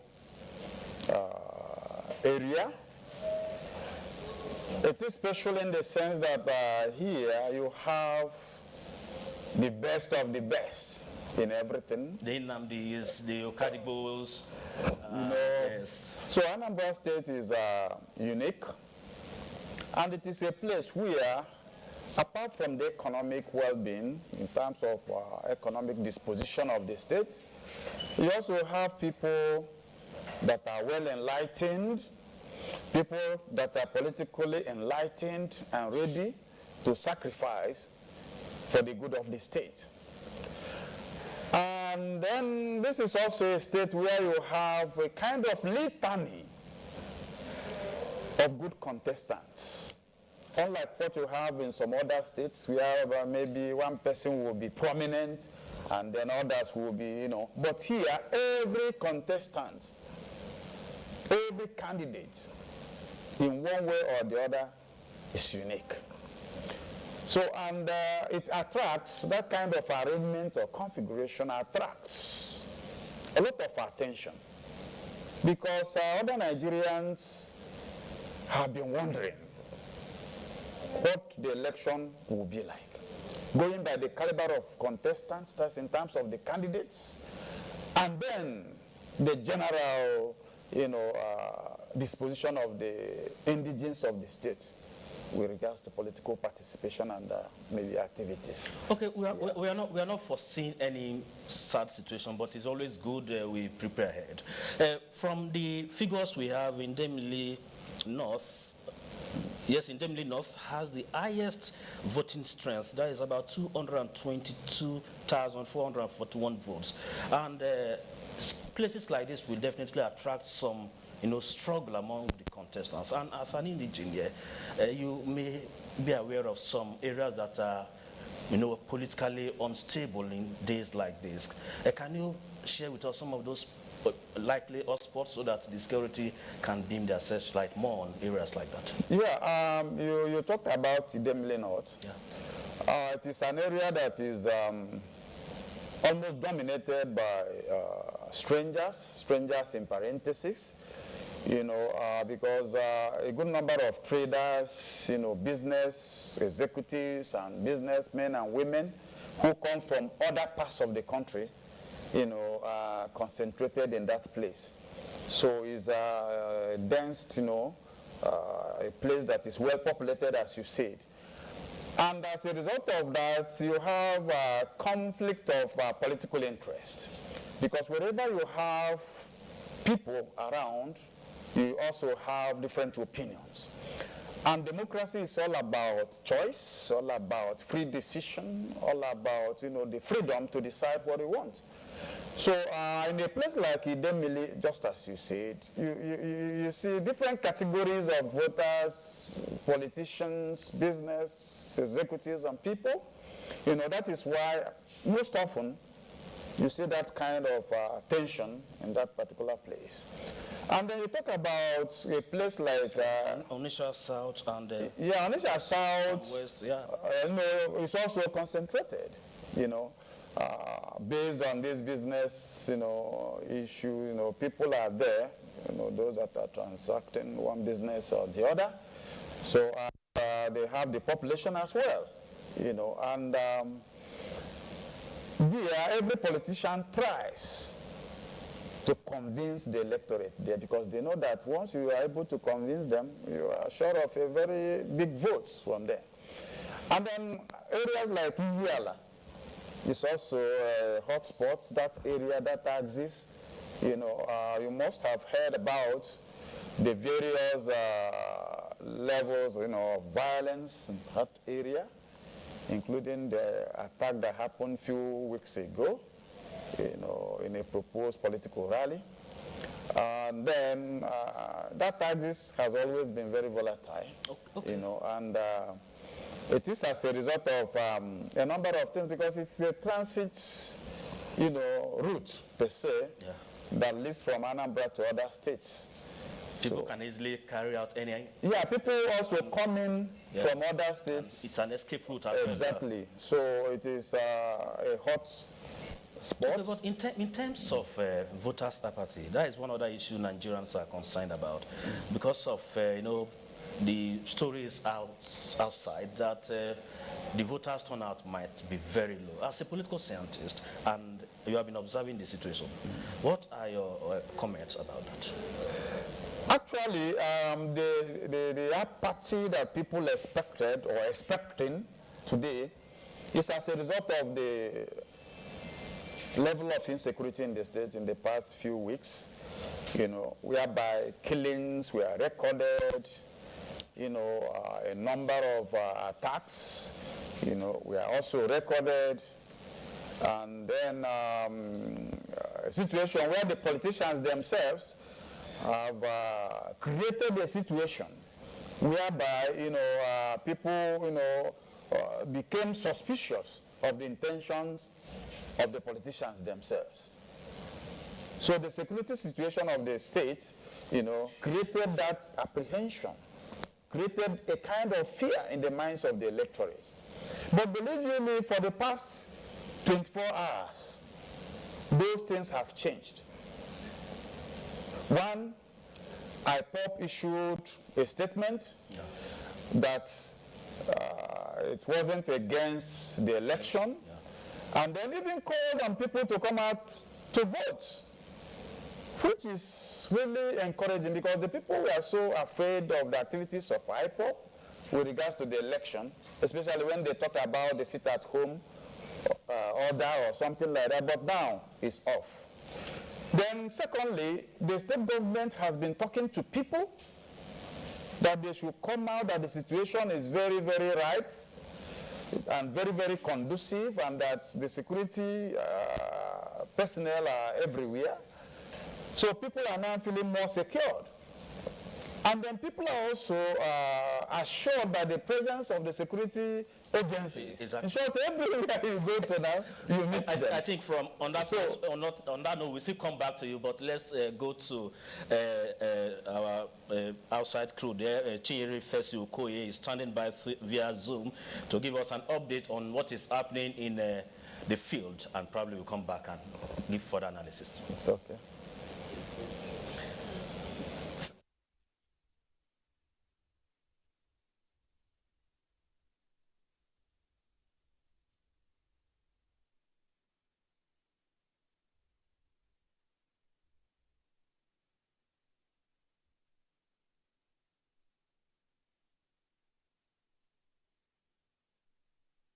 So, Mayor Gidi will be back to Mayor very shortly.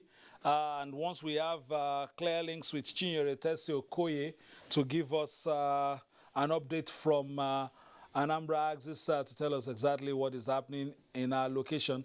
Chinyere, if you can hear me, we would get to you as soon as we can, especially if you can unmute the audio of your set there so that we can join you via Zoom as quickly as we can. All right, Chinyere is live now. Chinyere.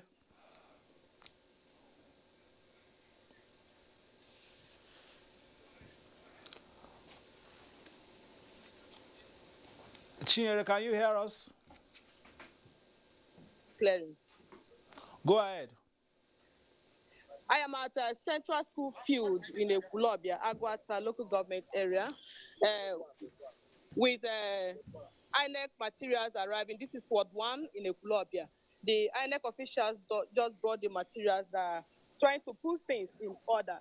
As you can see, they're moving the seats and the ballot box and other things, getting them set. Some of the electorates have been here. They say they've been here since 7 a.m. waiting for the INEC officials who just arrived just a few minutes ago. And I have some of the electorates to tell us the situation on ground. May we know your name, sir? What is happening here in your polling units? Well, everything is cool and well. Where the material just arrived, it is incomplete. We have 003 and 0023, and it remains 0021 ballot box and the material that follows. So we only have 2 buses here. So we are still, according to your staff, we are expecting 0021 bus. We haven't arrived here. As at now, I'm talking to you. Okay, Samuel, we know you. My name is Chinyere. At what time did you arrive? Chinyere, can you hear me? Chinyere, can you hear me?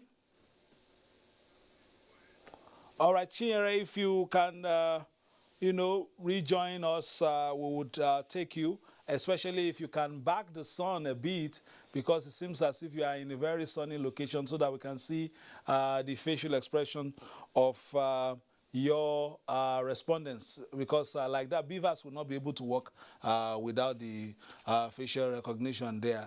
Our respondents, the faces were a bit dark, so we may not be able to use BVAS on them. But we'll be getting back to Chinyere Tessie Okoye as soon as we can, and of course, Mia Ogidi and Prof, they are standing by as well in Oka to continue that discussion. But in some places, just like we said, there might be some places where, the process will start a bit later than others. But in such situations, would they still have the same time to do, to go through the process? At the same time, polling closes at 2:30. Polling actually closes at 2:30. We don't envisage crowding, and that's why we were able to establish more units. We don't envisage crowding, and if any equipment fails, we replace the equipment. So we don't really envisage the type of problem that will make us start extending. But in human events, anything can happen. But whatever happens, our leadership will take the right decisions. As a commission, we are doing what we should do. We have deployed massively to the field. The security agencies have deployed to the field. It's time for voters to deploy themselves massively also to the polling units. Before the new polling centers were, introduced, we had some, units having, huge number of, voters, some a bit scanty. Has that been addressed? Yes. Yes. Actually, the creation of additional polling units settled that problem. For example, where you have a main polling unit with various voting centers around it. The voting centers were around the main unit, and you have everybody there, and so a lot of crowd. But with the creation of those new units, that is the voting centers becoming units themselves, we're able to move them far away so that people can easily access them. So that crowd you see in one place has been sort of dispersed somehow by relocating those voting centers that have become units, a little far away from the main unit. They have become independent units on their own. And so people that will have all moved to the same location. Congregated and all the same place. Are now dispersed into those units. So we don't expect the type of crowding that will lead to those problems that some people expect. So for people, of course, who have been moved to new units, was there a medium of communication or how would yes. They know. They know already because it's still the same community. It's still the same environment. You know, if you were in this axis before and your unit is now moved about 200 meters from where you are, it's still the same community. It's still the same environment. All right. Well, very shortly also we'll be back to Anambra. We have an update. Once we get that, we will just take it. One of our reporters in one of the from one of the voting areas there, if we have it, I think we can just take that now before we continue with the discussion. This is Ndiche Hall, Umudiokoka in Oka, the state capital. As at 10 minutes after 8, the INEC officials have not arrived at the polling units. The electorate are on ground waiting to commence. Let's meet one of the voters. My name is Ebuatu Ejike. I'm here as one of the voters. I've been here maybe by after 7. Up till now, we've not seen the INEC officials. You can see all the electorates, they're also waiting. So, and we don't have their contacts to contact them. But I don't think it's our duty to contact them. They are supposed to know their jobs. So they are supposed to be here at least before 8 o'clock. And we haven't seen them. Thank you. All right, let's quickly rejoin our presenter there in the Yoga studio. Mio Gid is there, Prof is still there, and they would be conducting the next session very shortly so that we can get a real sense of what is happening right now. We know some areas everybody's on ground, while some are still expecting officials to arrive. Mia.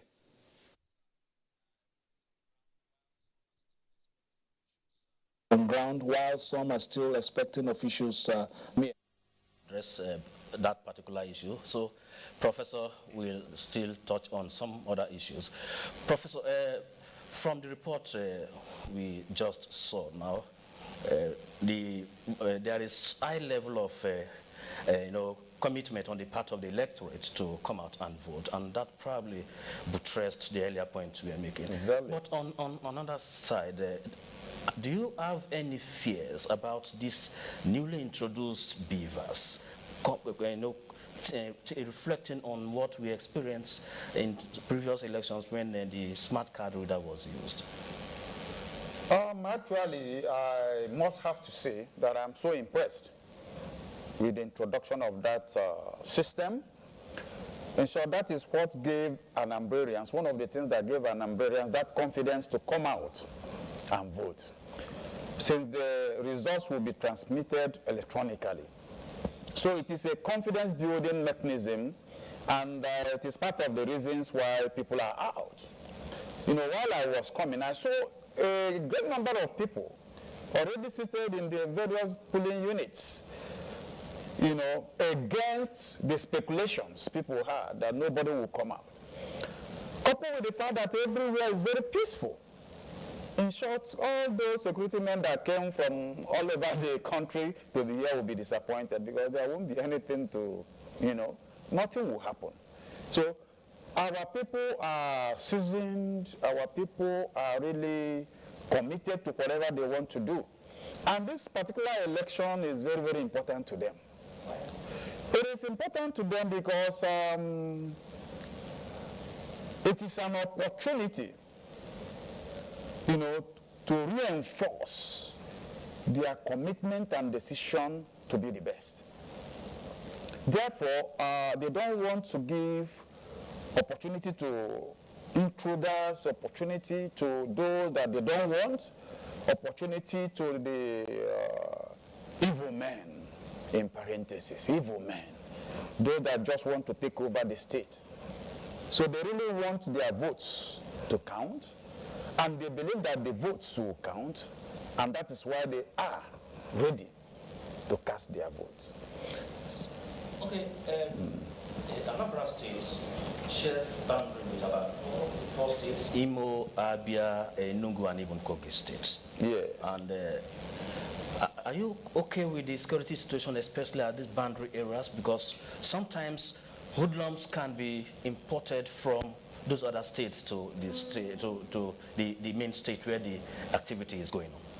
Yeah, you know, in Anambra State, we have special security arrangements. Apart from the security arrangement made by the federal government, we have internal security mechanism. You know, we also have the vigilante groups and others. They know people that belong to the state. Every community has a system of... I saw around the Ozu River area. Yes. I saw them. But before you can move from one community to the other, they will know. Yeah, we saw because they understand the environment, they understand the people. And this is not a place you can easily come in and go out. That is why crime, you know, it's usually difficult to be committed here, apart from the recent shootings, and you know, which was general, you know. So Anambra State is a very unique place. So some of the things you see in other places won't easily happen here. You see, because the people are always ready to cooperate with authorities. People are always very, very aware and conscious of their safety. So, and that is why they are, because they have seen that the situation is very calm, and everybody is now trooping, you know, going to the polling units to vote. So, and people will be surprised at the outcome of today's election, and even the results, because it's going to be peaceful.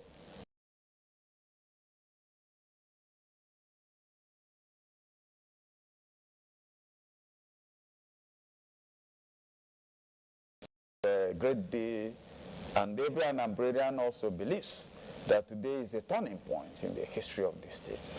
You are from these states, yeah. And we have 21 local government areas.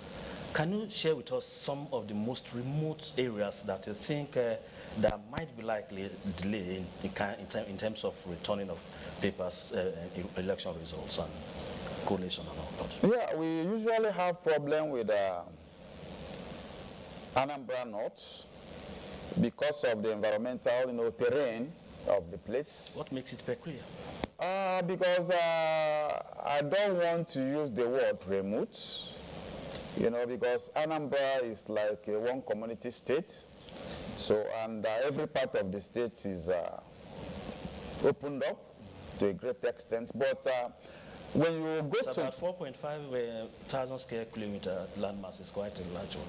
It is large, but the Anambra North is more peculiar because there you have the rivers, you have the streams, you have, you know, before you cross from one place to the other, you must have to go through the, you know, the water system, you know, transport system. You know, and some electoral officers are very afraid of water. So you have to convince them, you have to do this, you know, to carry them through. And at the end of the election, so for them to cross over, you have to, you know, have some delays. You know, these are just part of the technical problems we usually have from that side. So, and apart from that, every other area is well open. Is it motorable? It is, but in some areas you must have to use use boats to cross over. So that is why I say that it is in a unique area. So apart from that side, every other side is open and motorable, you know, and you know, we have a good network of roads in the state. That is why you can easily get from one area to the other. And with the help of these BVAS. Yeah, I think some of these things will be, because you stay wherever you are and just transmit the results. Exactly. No. So the only appeal we are making is that the network providers should do well to keep the, you know, the networks working, you know, so that... Do you have some areas in this state that there is no internet connectivity? I don't think so. Okay. You know, I'm not an expert in that, and I don't think that there is a place, because where MTN is not working so well, you have Blue, working there, so, we are business conscious people, and the essence of this our discussion is to at least identify possible areas that INEC can come in and also improve their services. What area do you think INEC should look into? You have commended them for BVAS and others. What areas do you think INEC should also put more effort as we progress on this election? Well, based on the previous elections, these are both vote buying is really a problem in this state. Exactly. And you said your men are, all the candidates are... Yeah, they're all ready to do. Exactly. It is a very serious problem, because in certain areas you see some voters being, induced to a kind of vote and collect your money. Exactly. So some people who vote will be asked to vote and show their ballot paper for the party officials to know where they voted, yes. And then they will come out and collect their money immediately. As a ticket for people. So in all the polling centers here in Anambra, believe you me, you have thousands of naira exactly available. So so I think that INEC should find a way of making sure that those that are voting do not have the opportunity of showing their party agents where they voted for. That is to say that the voting point should be secluded and be away from where others are. So it will go a long way to securing, the sanctity of the votes. Also, we have to, I think that we have to talk to the security agents that are in the field. At times, they are human beings, as also, they flare up. Compromise, yeah. And they can also compromise, exactly. And at times the way they also handle some electorates, some members of the public, some members, those that are out to vote, not very, very commendable. They should know that this is a civil responsibility, a civil action that requires a great level of civility, exactly. And discipline. I believe that Anambrarians are so ready for the election, so and INEC should do well to making sure that all the machines are working, and then to be very, very, will I say, proactive in handling situations. By now they must have been receiving reports from the various areas. Last night when I went to drop some people at the INEC office, some of the people that will be working there, I saw them, charging the machines and all. I was so impressed, with the level of commitment. But that in some of these areas, power supply might be a problem or maybe problematic. And as a result of that, if any of the batteries of those machines, fails, there might be a problem, and they should be well disposed to responding to such things immediately. Okay, you have given some piece of advice to the security agencies and INEC. What do you have for the electorate? I must have to. Sometimes they put unnecessary pressure on the officers, the corpers and all that. Maybe a polling unit that you have like 200, 300 taken voters with maybe 3 or 4 officials there. What advice do you have for them? We have to understand the importance of this election. And as a result of that, every Anambrarian, whether you are working as an officer, of INEC or a representative of the party, the official representatives of the party, they must understand the importance of this election. So they must comport themselves as well, in a manner that is democratically, acceptable. As an electoral officer in the field, the people expect that you should respect them as well. They expect you to respect them. They expect you to do your duty according to the text of the law, you know, and they also expect you to be diligent and then be, you know, civil as well, you know, in as much as we are all civilians. And then they have to be impartial, and you must show that you are not partial for them to have, or for them to continue to express that confidence in you as an electoral officer. So these are part of the things we expect from them. Believe you me, from what I saw when I was coming, I'm so convinced that even the electoral officers are ready, and they are already conducting themselves, you know, impartially with regards to today's election. So, and as a result of that, I'm not expecting any kind of problem, in as much as we are not ruling out, you know, little skirmishes as human beings. You are a lecturer, and maybe after today we still go back to the classroom and lecture to the upcoming political scientists, if I may put them that way. Many describe the election as being over-militarized, those outside. You are in this state. Is the deployment of the security is beyond what you as a citizen expected, or equal to what you expected? Yeah, I cannot just say that it is beyond expectation, you know, going by what happened before now. So we are not blaming the authorities for sending this large number of security personnel to the state. The situation generated that, led to that. You know, in as much as everywhere is calm now. Everywhere is calm not because of the presence of the security agencies, you know, and agents. It is because of the fact that the people themselves have decided on their own to be part of this process. And also, you know that the contest for power is always a desideratum. It is always consistent, persistent, and a desideratum. That is to say that power is not given.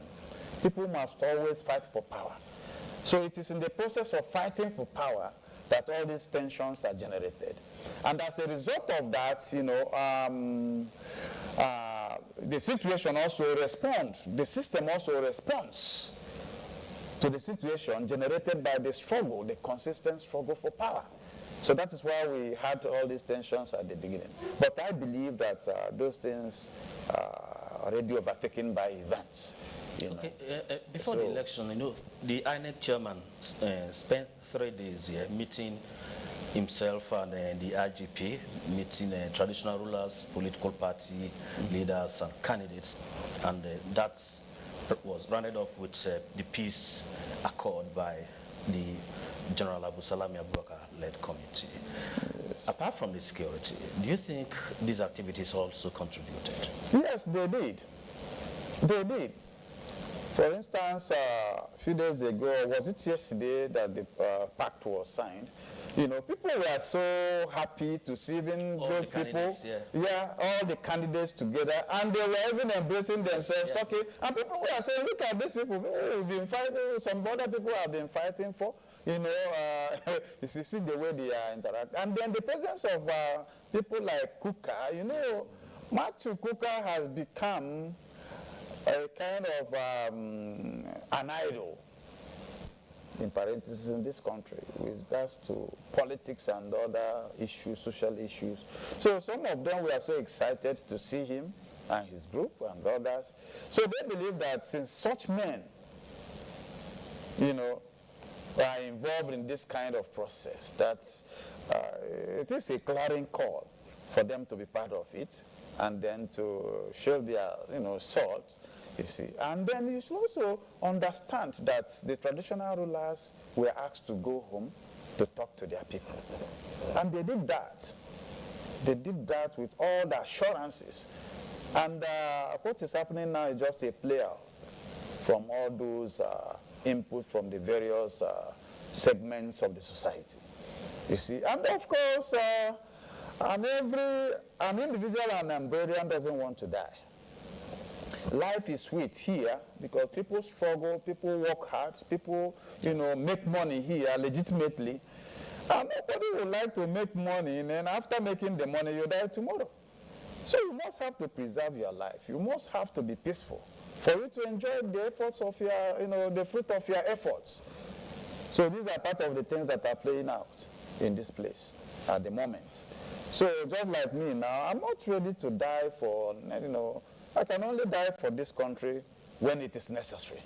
I can't just go there and die in the street because somebody is contesting an election. It is not, because I want to enjoy the fruit of my, being a professor, you know what it means. I understand. And I need to live. Yeah. So I think that so far so good, and we have to thank the authorities too. Yeah. They are doing well, so far so good, and all the prophecies, given by, all these prophets of doom, are now turning out to be false. So that is the... During the peace pact, the signing of the peace accord, I was there, and General Abusala made a statement that was quite disarming, especially those that were probably planning to do anything ungodly. He made a statement, he said, Anambra will cherish you. Nigeria will cherish the unity of Nigeria as well. And as someone that is living here, a professor of political science, when you got the news of IPOP suspending their sit-at-home order, what was your initial reaction? I felt so happy about that because that was the major thing that would have, thwarted. Yeah, the order would have thwarted the electoral process. I was so happy to hear that they suspended the sit-at-home order. And at the same time, they also call on the states, the people to come out and vote.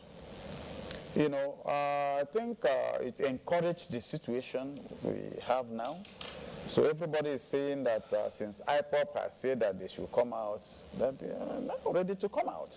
And they are coming out. Prof, thank you. Okay. We need to get some fillers from our crew outside. Jenny Obi is outside, and this is a few minutes after 9. We expect to see vote accreditation and voting. So, Jane, what is the situation out there? Please, can you share with us? At Umowele Primary School, Agolo, Ward 3, no INEC official is seen around here. Voters are here waiting to exercise their franchise. Let's talk to one of them. My name is Michael Mbuika from Umowele Agolo. We are waiting for the INEC official. You can see by yourself, there's no INEC official, and people are waiting for them. There's no material. You can see that this place, there's nothing to show that we can vote today. This is quite in contrast to what we observed earlier when we went to the Anocha local government area in Neni, where the EO told us that materials were distributed as early as late last night.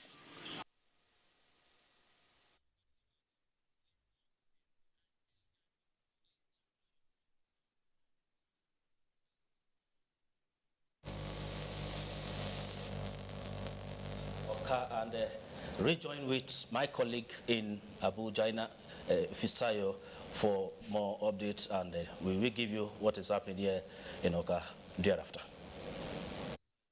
And of course, Jane, for that update. We are still here and waiting for our reporters on the field to continue bringing in reports from different centers where we expect the actual voting will, of course, commence in some areas. We'll be getting those reports. Ekene Ndulue, Daniel Ukpai, Jim Francis Obi, so many of our people on ground there to make sure that we get a feel of what is happening. Now, for the centers where we are still expecting, you know, some of them to get some materials to get to, you know, the actual polling units. No need for sweat. No need for sweat. That report was about 20 minutes ago. I believe by now, our officials must have reached those places. like I told you, we have racks, registration area centers, we call them racks. They are within those registration areas. We call them, another name for that rack, for the registration area is ward. The ward is not a very big geographical unit, and we have our officials right there. So to move from the rack to that polling unit should not be a difficult thing to do. And so I believe by now they should be there. All right, and of course we'll be monitoring and getting, updates from across the state. Of interest, of course, will be the communities along the river bank, and some that you might even need to get into the waters of the Niger. Ekene Ndulue has been a man about town this morning. Ekene, where are you and what's happening? Okay, I'm in Central School, Ifitedunu. This is Dunukofia local government area, Akwa Ward. And from what I'm observing now, voting has commenced. So far, 2 people have cast their ballots with the new BVAS system. In this place, we have 3 polling units, and before they commenced, the presiding officer took time to explain to the party agents on the procedures that will be taken for casting of ballots. He started with telling them that preferential treatments will be given to some persons, like persons with disabilities, heavily pregnant women, and the elderly. We've seen some people cast their votes, and I would like to speak with one of them. Okay, please tell us your name. My name is Udedibia Roslyn. Okay, you've been able to cast your vote. Tell yes. us how the process went. The process is successful. I myself have cast my own vote, and the vote is going on with peacefully and orderly. Okay, so you are satisfied with the processes so far? Yes, we are satisfied now. Okay, Fisayo, you've heard her speak. She is satisfied with the processes. And we have 2 other polling units across this place, but they seem to be having some issues in the second polling unit. My cameraman is coming with me so that we'll get the situation in this particular polling unit. Some of them have been complaining that the BVAS system is not working perfectly. Sir, please, can you speak with us? Okay, tell us the situation with this particular polling unit. Tell us your name first. My name is Ufaro Onyekachuku. Okay. I'm the polling agent of 002 here. Okay. So tell us your experience here. What I'm experiencing here is this. The card reader is not working. He has tried it several times. It's not working. And he has complained to his boss. But according to what he says, we should exercise some patience. They are working on it. That might be network problem. So that is what we are experiencing here. Okay, they seem to be having issues with the BVAS system. I'll try to speak with the presiding officer to see if he can explain to us what is actually happening. Okay, good morning. Hello, okay, good morning. Please tell us your name. Okay, I'm David, and I'm the presiding officer here. We're having a little technical issue, so very soon to be rectified. Okay, so for now, what should the voters do? They can relax, everything will be in order, so they should relax, we'll do the voting. Okay, in this situation, what are you expected to do? Have you reported to anybody, and what is the response that you're expecting? Yes, they are coming ASAP. They are on their way now.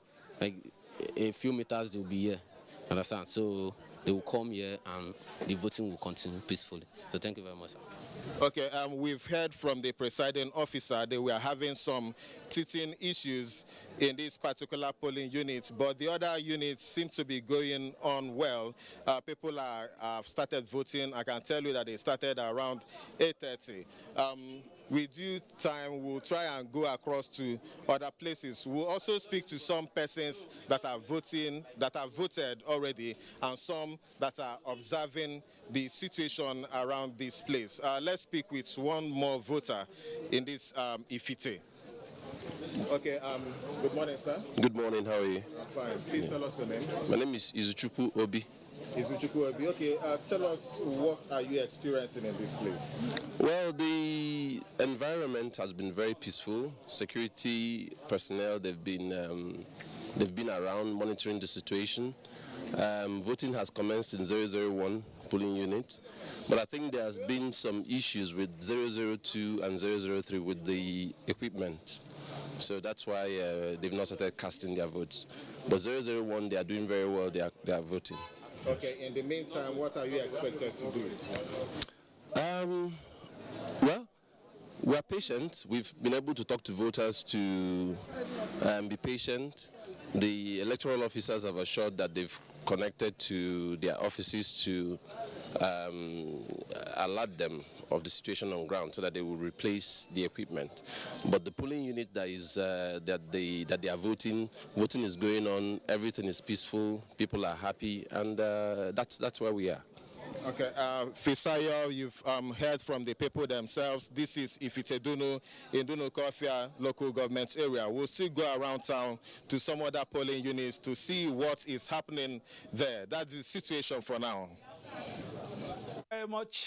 Thank you, Ekene Ndulue. We can see now in real terms, in actual terms, that voting has commenced. Director of Voter Education is right here. BVAS, they seem to have a few challenges. I was particularly impressed with the response of the young man who is in charge, unruffled. Yeah, in spite of, the fact that, they are yet to, comment because of the challenges they're having with, the equipment, but unruffled and quite, on top of the game, in terms of how he responded to our reporter there. In this situation, we have three units there. Two seem to be experiencing a few things. The second respondent said 2 and 3, but 3 was about to commence, but 1 is working perfectly. In this situation, is it possible, for instance, while they wait, if the voters, in one, perhaps there are not too many, can they transfer, the equipment, or is this calibrated for the units? Yes, it's configured for that particular unit. And we listened to the presiding officer. He was telling the voters to be calm and that the INEC officials, that's the engineering team, were already on their way. And they were just a few meters off and they will be at the unit and voting will commence. He is doing a good job. This gives us, every process you begin to see a little, even the youths are getting, some competence in this process. And you can see the young man in his 20s, already so vast and, competent in this. It's bodes well, for the nation's democracy. And of course, the fact that you can't just keep on looking at the youths. I understand that we have 1 or 2, you can't, a correspondent trying to call him, but we will go through the normal routes. Let's, looking at that, it means that, youth are on top of the game, especially looking at the ages of those in charge. Some of them are just barely into their mid-20s. Yeah, but I think the fellow there was very, very impressive. Very calm, very composed, very assuring. He showed signs of very good, of being a very good leader in the future. And of course, it also speaks to what we've been talking about, the new place of the youth in our political economic system. They've achieved a lot of feats in the economy, in businesses, and they're taking initiative in many other areas, but the limitation now in the is in this political sphere. And we've seen youth, being exemplary in other parts of the world. We have them in Austria, in France, in New Zealand, and of course it is time of course their time is also emerging in this country, not just consistent with the dominance of their population in our system, but with also the youth bulge, and of course recently we saw how their consciousness have become highly increased, with the NSAS protest, no matter how we look at it. But it's the young man there is just a very good example of what the youth can do.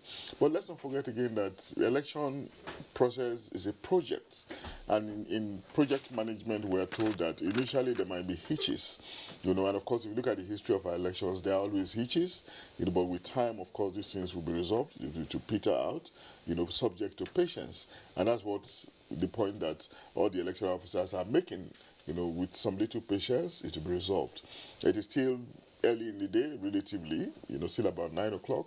Polls will close at 2:30, so there's plenty of time for the resolution of initial hitches, which can actually characterize any project's implementation process, you know, in which case we can equally class an election process. All right, just joining the conversation from our News 24 studio is former Director, Voter Education and Publicity, INEC, a lawyer and election expert, Mr. Oluwole Osazeuzi. Thank you very much for joining us.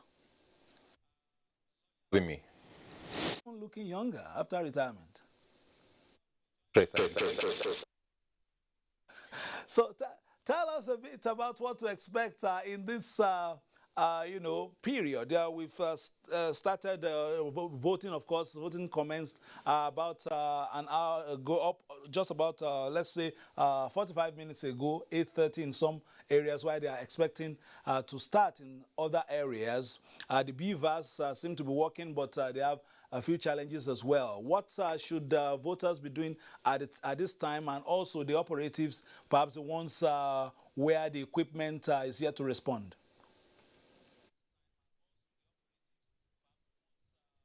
From those on the field is that most stations actually commenced the exercise.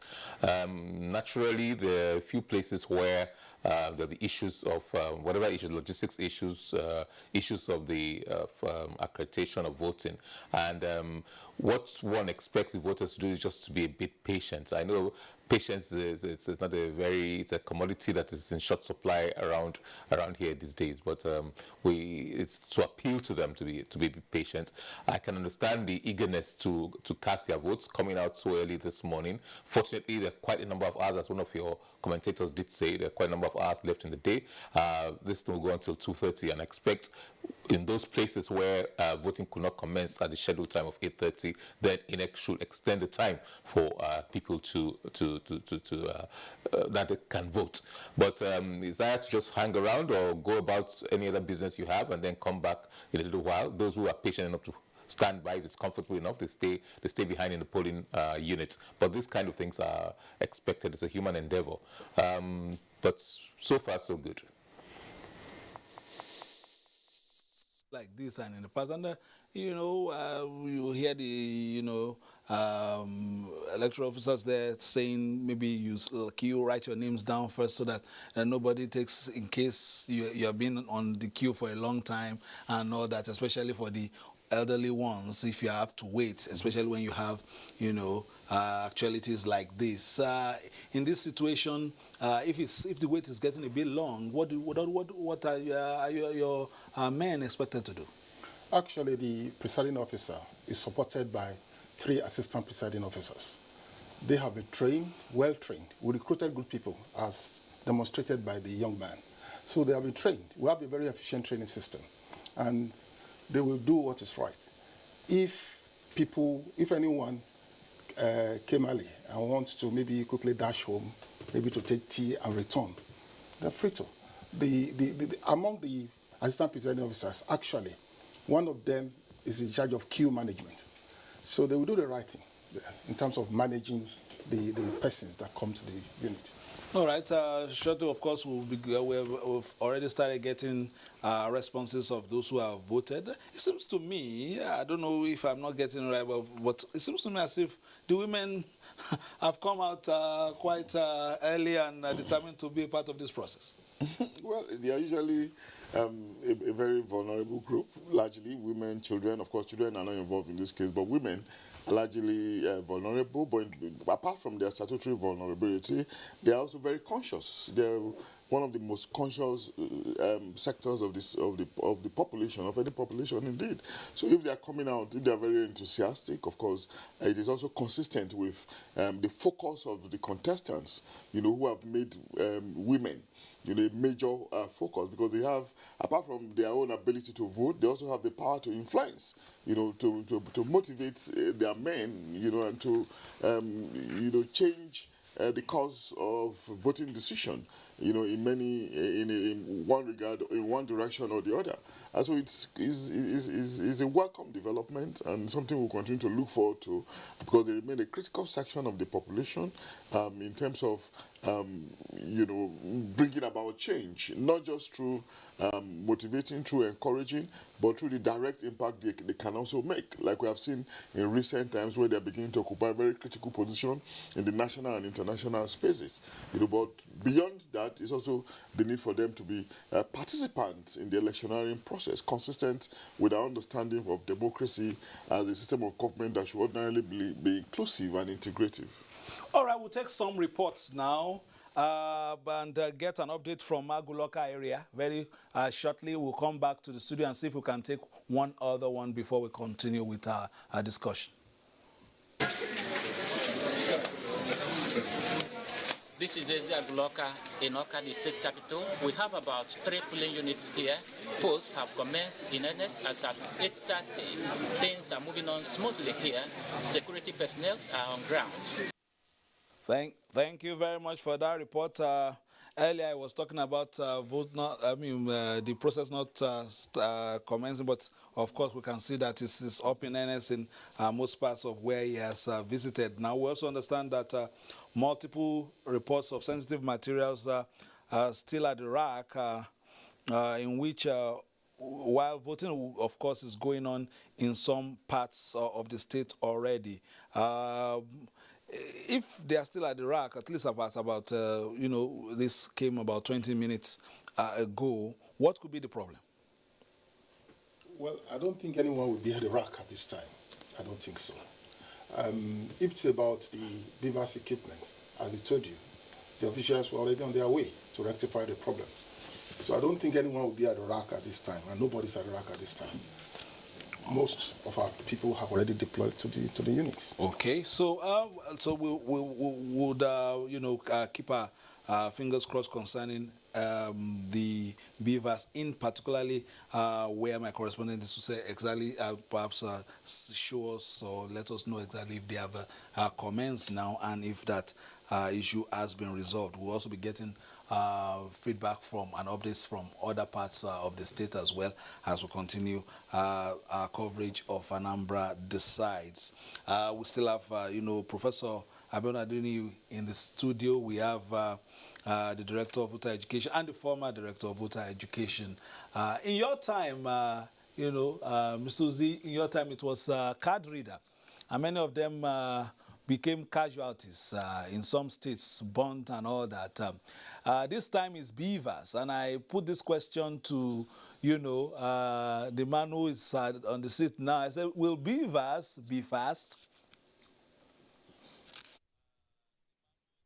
It's moving forward and much faster than the lawmakers and much faster than political parties. There's increased development and deployment of technology. The BVAS, as I understand it, can do a lot more than the card reader can do. It's basically an advanced form of the card reader. It's vast both in its application and the things that its utility value. It's a very, very good thing indeed. And the more we invest in technology, the more the technology is deployed, I think the more credibility, it will bring more credibility to our electoral process. And it is a process. This thing started a long time ago. It started with the biometric register of voters. It went on to the card reader to be used for the authentication, and then we have the monitoring of election results online, real time, and now we have this BVAS that can do quite a number of functions, as the Director of Voter Education of INEC has explained to us. Now you are in the hot seat, so to speak, because part of this information you will still collate, and then, you know, still while you know, perfect some of these you know, machines and whatever what they are doing in terms of the new competencies that we are also seeing and the new facilities available as we move closer to a more sophisticated election, you know, procedure. We've seen, this is not just okay because this is a much bigger, and we are likely to see more, you know, at least pockets of one or two of this. The response also is very important.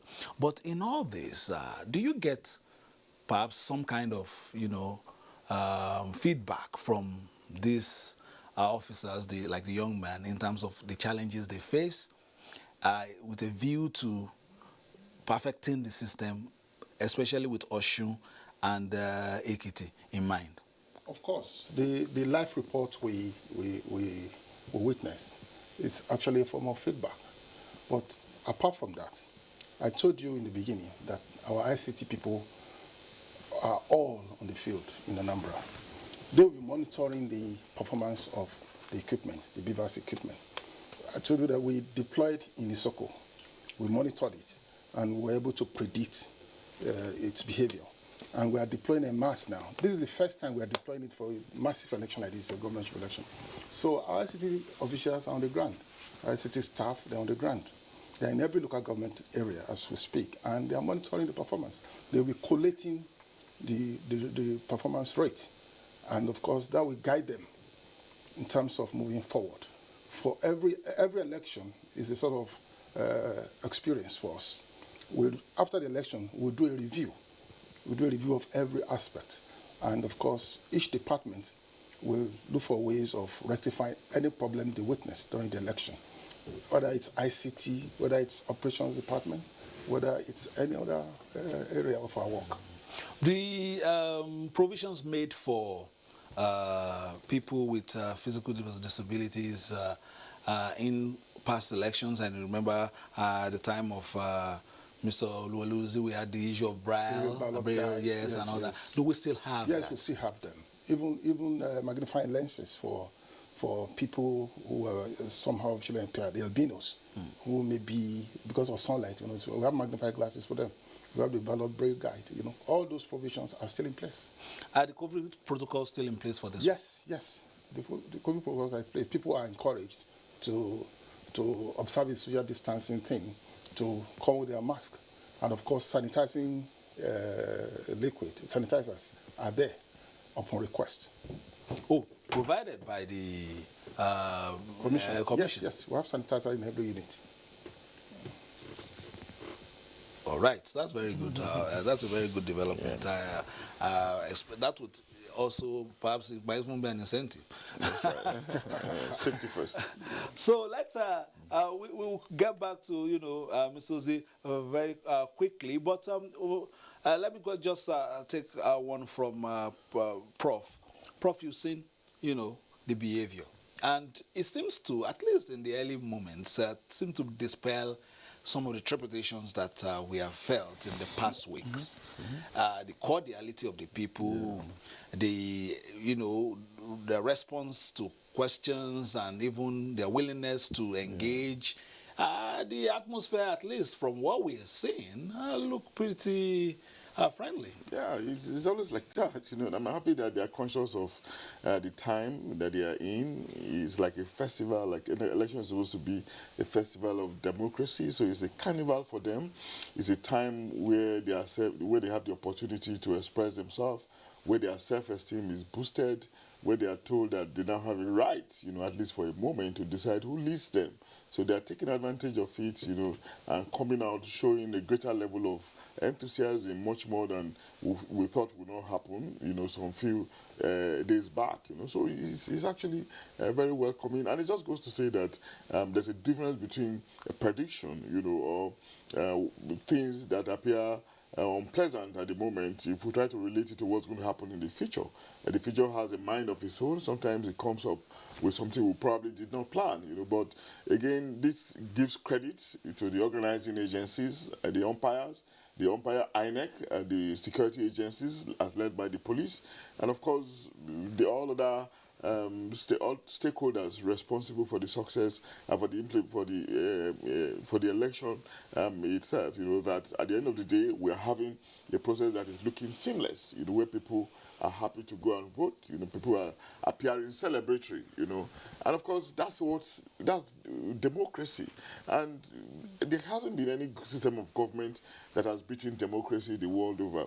Even in systems where you say are autocratic, irrespective irrespective of the development, economic development that we're witnessing in those places, they still have semblances of democracy, you know, through pretenses to parliamentary system, through pretenses to representation, through pretenses to presentation of policy directions before a group of people, which means that they are externalizing decision-making beyond only a few people. But essentially, democracy, beyond the fact that it can trigger development, it leads to involvement, makes a larger number of people happy, and that's the basic essence of states. And good governance, you know, the more people you are able to involve in the process, either through decision making, the better.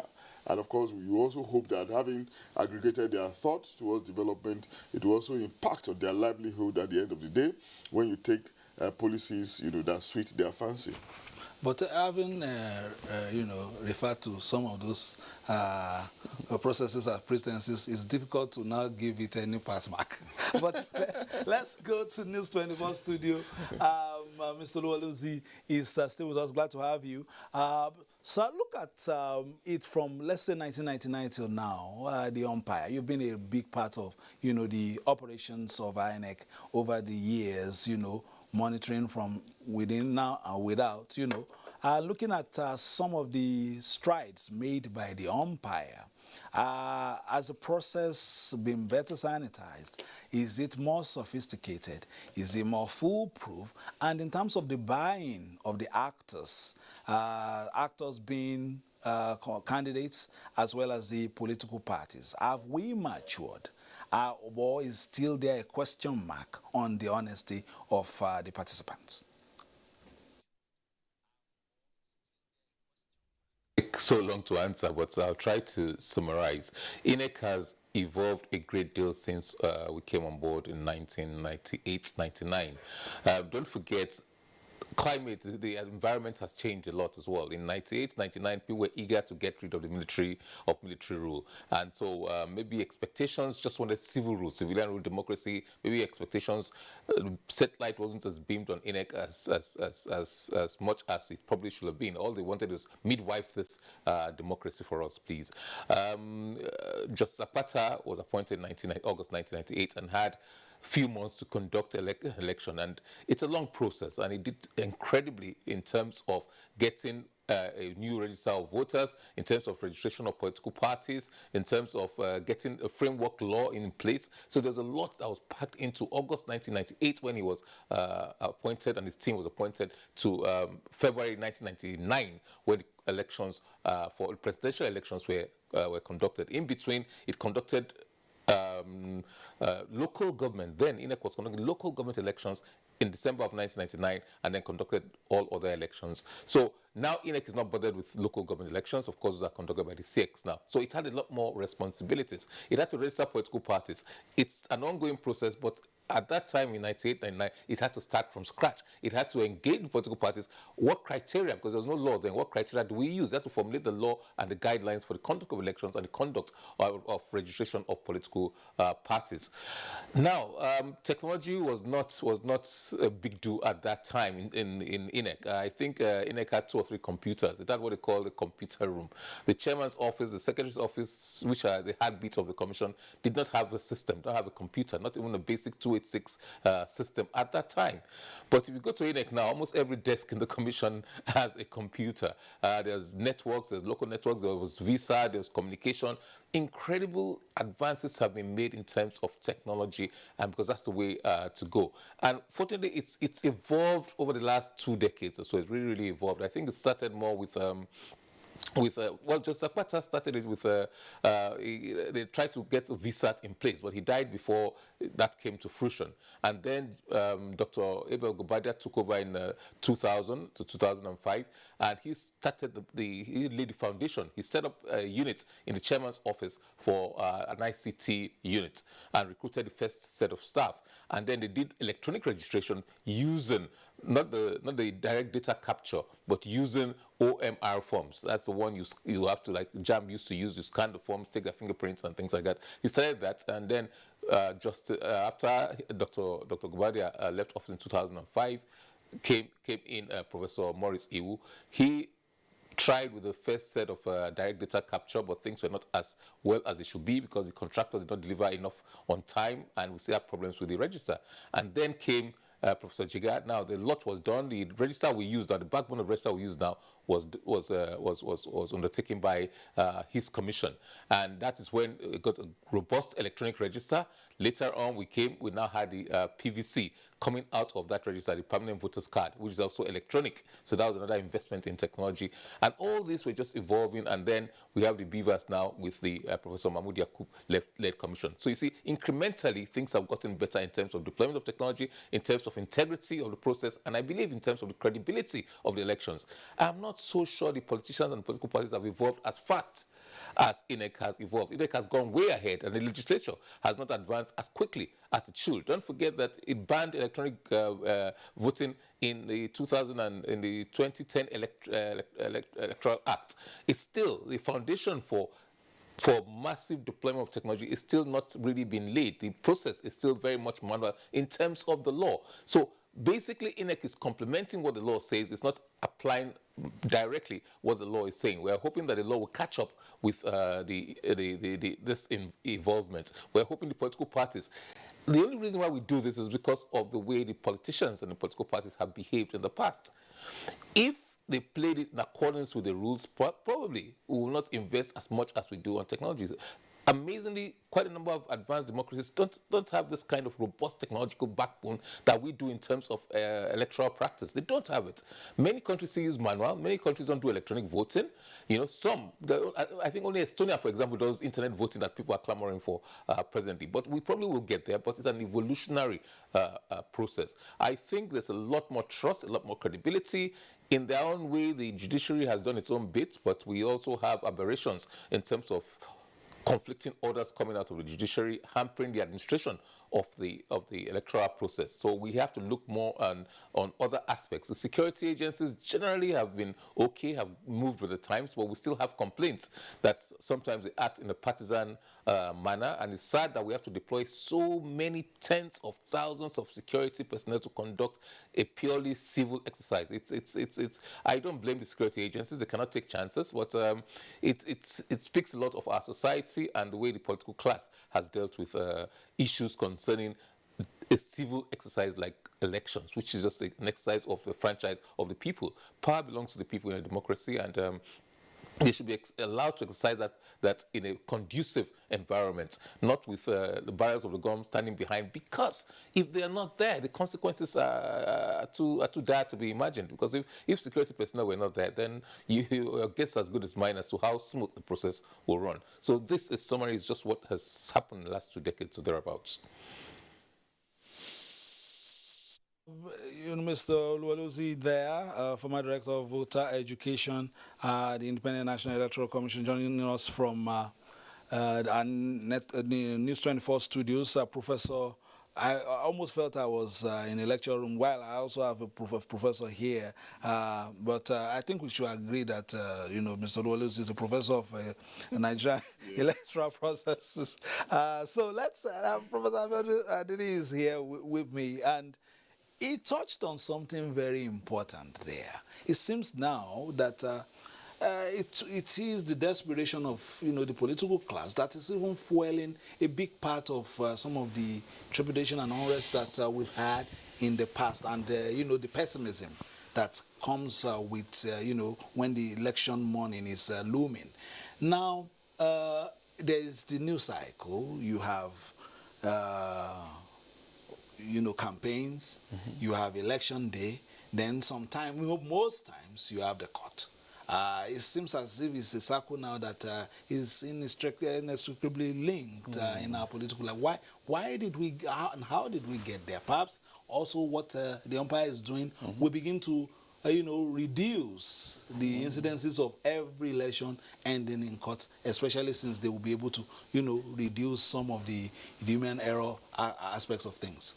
Yeah, but I think it's also okay for us to look at it within the context of how we classify, how we prioritize election, the stages of election. We often talk about the pre-election stage that involve preparations on the part of the umpire, preparations on the part of the contestants, campaigns, sensitizations of the electorates and all of that ahead of the main election itself, the actual election period, which is the voting process, the voting day.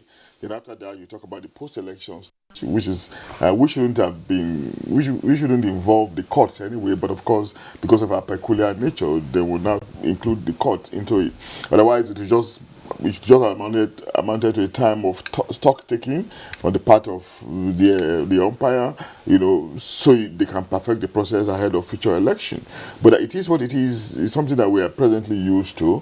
That after every election, you expect that there will be contestation, judicial contestation, except there's some kind of unusual agreements, understanding, like we saw largely in the case of Edo, minimal resort to court, even though there were pockets of it.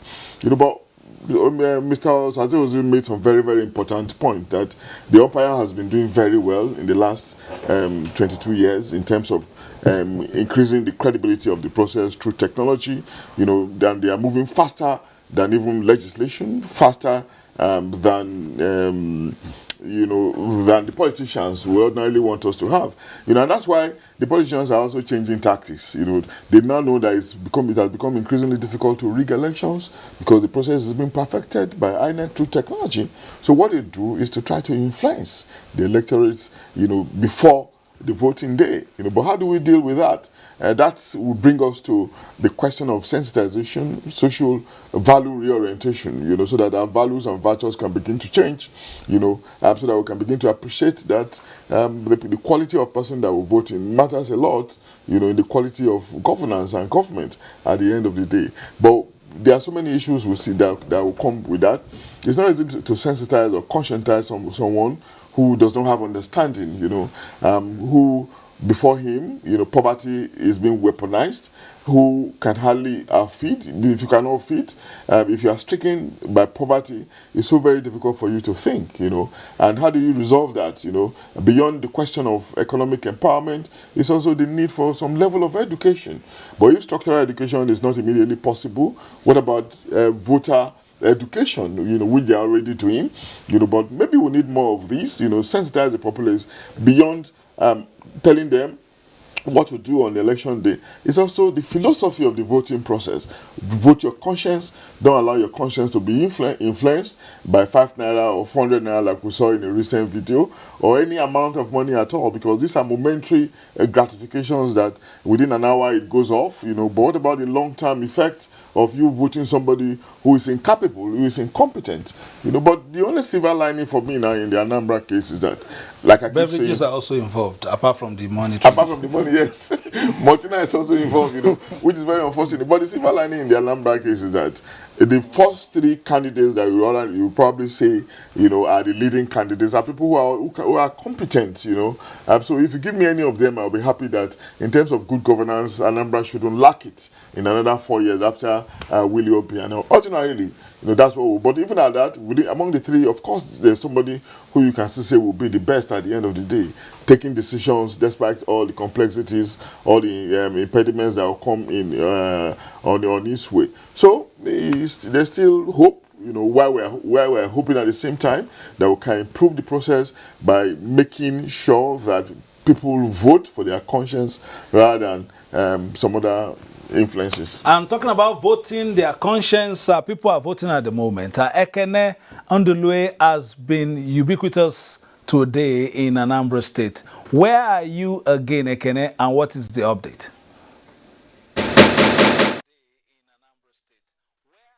Central School. This is Dunukofia local government area, and in this school we have 3 polling units. So far, voting is about to commence. People are queued up waiting to cast their ballots. But from the other place I just reported from, the BVAS seems to be having teething issues. Nobody has been able to cast his vote so far. but the people are lined up waiting patiently for the issue to be resolved. We have people standing by waiting for the officials to resolve the issues for them to commence their voting, and we can actually speak with some of them. Yes, thank you very much. Yes, good morning, sir. Good morning. Please tell us your name. My name is Daniel Nwabondo. I am from this town. Okay, tell us what are you experiencing here today? We have not started, and I pray that we'll start soon because we are wasting time. Up to now, this is around after 10 or to 11. Okay, 9:48 and we have not started. It's not a good thing. And they told us to officially close by 2:30. That by 2:30 the last person on the queue should not continue. And I don't know why we have not started by this 10 o'clock. Okay, when you asked them what the issue was, what was the explanation? They said the computers are not working. That's what they said. The computers are not working. The 3 computers we have here have not started working yet. So maybe that one have started working because they are snapping somebody now. Thank you. Okay, let me see if I can speak with the presiding officer to tell us what the issue is here. The presiding officer has refused to speak with us, but we'll go ahead and speak with some of the people that are here to cast their votes, if my cameraman can get some of the people here. Okay, good morning, sir. Yeah, good morning. Tell us your name, please. My name is Efraim Peter Demian. Okay, tell us the issue here at this polling unit. As of this time, the time is 10 minutes to 10, and accreditation machine, or what do they call it, is not still working. The whole polling unit here, nothing is working. We have been waiting, standing. So we hope it works. Okay. That's the truth. So when you asked them, what was the explanation given to you? That the network is bad. That's what they are explaining to us. There is no capturing, no accreditation, no biometrics still yet at 10:09:50. Okay, Fisayo, from what you can see here, people are actually lined up. There are people who are out here to cast their ballots, but they are still exercising patience, waiting for the BVAS to come up so that they can actually cast their ballots. That is the situation here at Omonachi. Thank you. Please tell us your name. I'm architect Okonkwo Fidelis. Okay, tell us what is happening.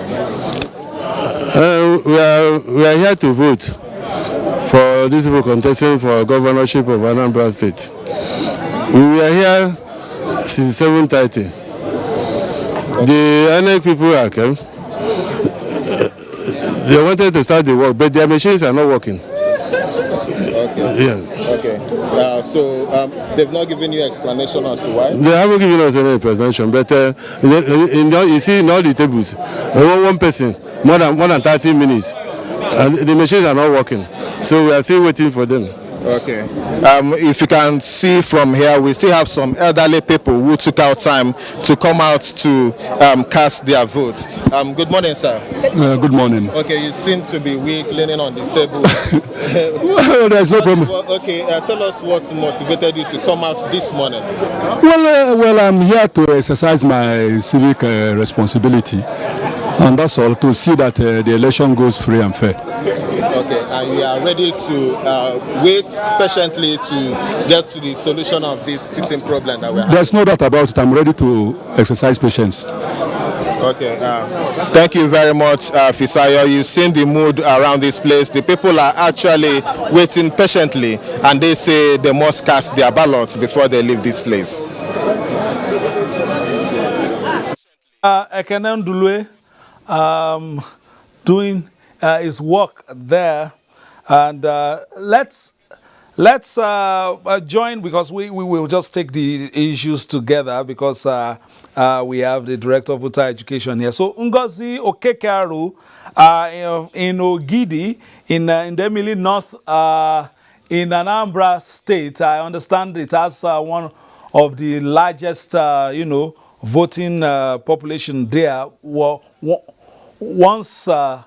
Once she's ready, she would join us once our video is clear. But let's quickly respond to Ekene's report. We're seeing a number of machines failing to respond at this time. Can we still remain optimistic in terms of the timing? Now we are about 8 minutes to 10. Are we looking at a possible extension beyond that 2:30? Let me say that the people should exercise patience. In any place there's any hitch or delay. We have more than 5,000 units, as I told you before. 5,000. We opened at 5,634. So we will have very few units where the BVAS equipment is giving any problem. The people there should please exercise patience. I told you that our engineers will fix the problem. We actually provided that at 2:30, those who are on the queue will be allowed to vote. We will not tell them to leave the unit. Those who are on the queue at 2:30 p.m. will be allowed to vote. People should know that. So there's time for people to vote. People should exercise patience. As far as I can see, I believe that all will be well. Those machines are brand new. Perhaps it could also be an issue of just starting up and then, getting them working. We could see. You want to? It could be a matter of handling. It could be a matter of handling by the official. And as I said, the engineers will come and instruct him in a better way to handle the equipment. But any machine can actually malfunction, whether brand new or not. It's just these things are, of course, human constructions, and they are not infallible. Yes, much as we rely on them, we trust them. But there could be factory errors. We're not giving excuses, but just to say that they are not infallible. The only thing that is infallible is God Almighty and whatever, and largely so too. So, but it's also interesting that we've been told that there are plan Bs. Which include responses from a nearby center, calling on superior authority to quickly provide, alternatives, so that the process can continue seamlessly. A good thing that, of course, is just a state. It will also help the umpire to also look at, the processes, especially with the general elections under, 2 years coming up, and that at that point you won't have so many people available to do your troubleshooting across the country and all that. So we hope that they will get those things right. But still, the electorate in Anambra still deserve some commendation in terms of conduct. The last polling unit we visited has quite a huge number of voters getting ready to cast their ballot. It has not started, but the atmosphere is cordial. That's right. There's one thing, I don't think there's any other process that people are easily aware of other than a political process. The process of electing leaders. People are willing to be more cautious, to participate in an electionary process more than in any other thing. If you call them for some other kinds of projects now, not even religion can be motivating as much as politics can do. But the question is, will they vote correctly? That's always the issue, because ahead of the election you will see different kinds of campaigns, different kinds of carnivals. It can be very intriguing, very interesting. Some people also take it for entertainment, so they just enjoy it overall. But what about the end itself, which is the voting process? Will the right person be voted? Will they be voted on the basis of conviction that this person will deliver the goods, or just because the person has reached out to you by giving you some few change or multina, or so to say? What's going to be the determining factor? But in terms of consciousness, awareness, you can't fault the average citizen on the basis of that. But the quality of the awareness is the question. Is it just awareness for the sake of it, or awareness to bring about change by voting the person who is most qualified? Let me quickly speak with Mr. Luku very quickly before I go to Mr. Ozi in our News 24 studio. Looking at the ballot sheet meant for this exercise, how friendly is it in terms of, because we've had situations in the past that some ballot sheet they couldn't use them because of perhaps the thumb printing and all that. How friendly is this one? Extremely friendly. The ballot sheet is extremely friendly. We have 18 political parties, and the ballot sheet is not so long, it's not so big. Not like the 91, or like before, where you have to fold and specially handle it so that the inks will not smear the other side. This time around, it's a very friendly ballot sheet. It's a very small ballot sheet, and people can easily handle it and fold it and drop it into the box. All right. Mr. Sazozi, you've heard some of the developments from Anambra State, from our men on ground. Ekenedru went to one of the polling units there. We've gone to some as well. In a situation where you have this, perhaps people still getting acquainted with the new machines, and then because of that, a few teething problems, or let's benefit from your experience. What do you do in such situations, and what what we call Plan B would we have in this situation?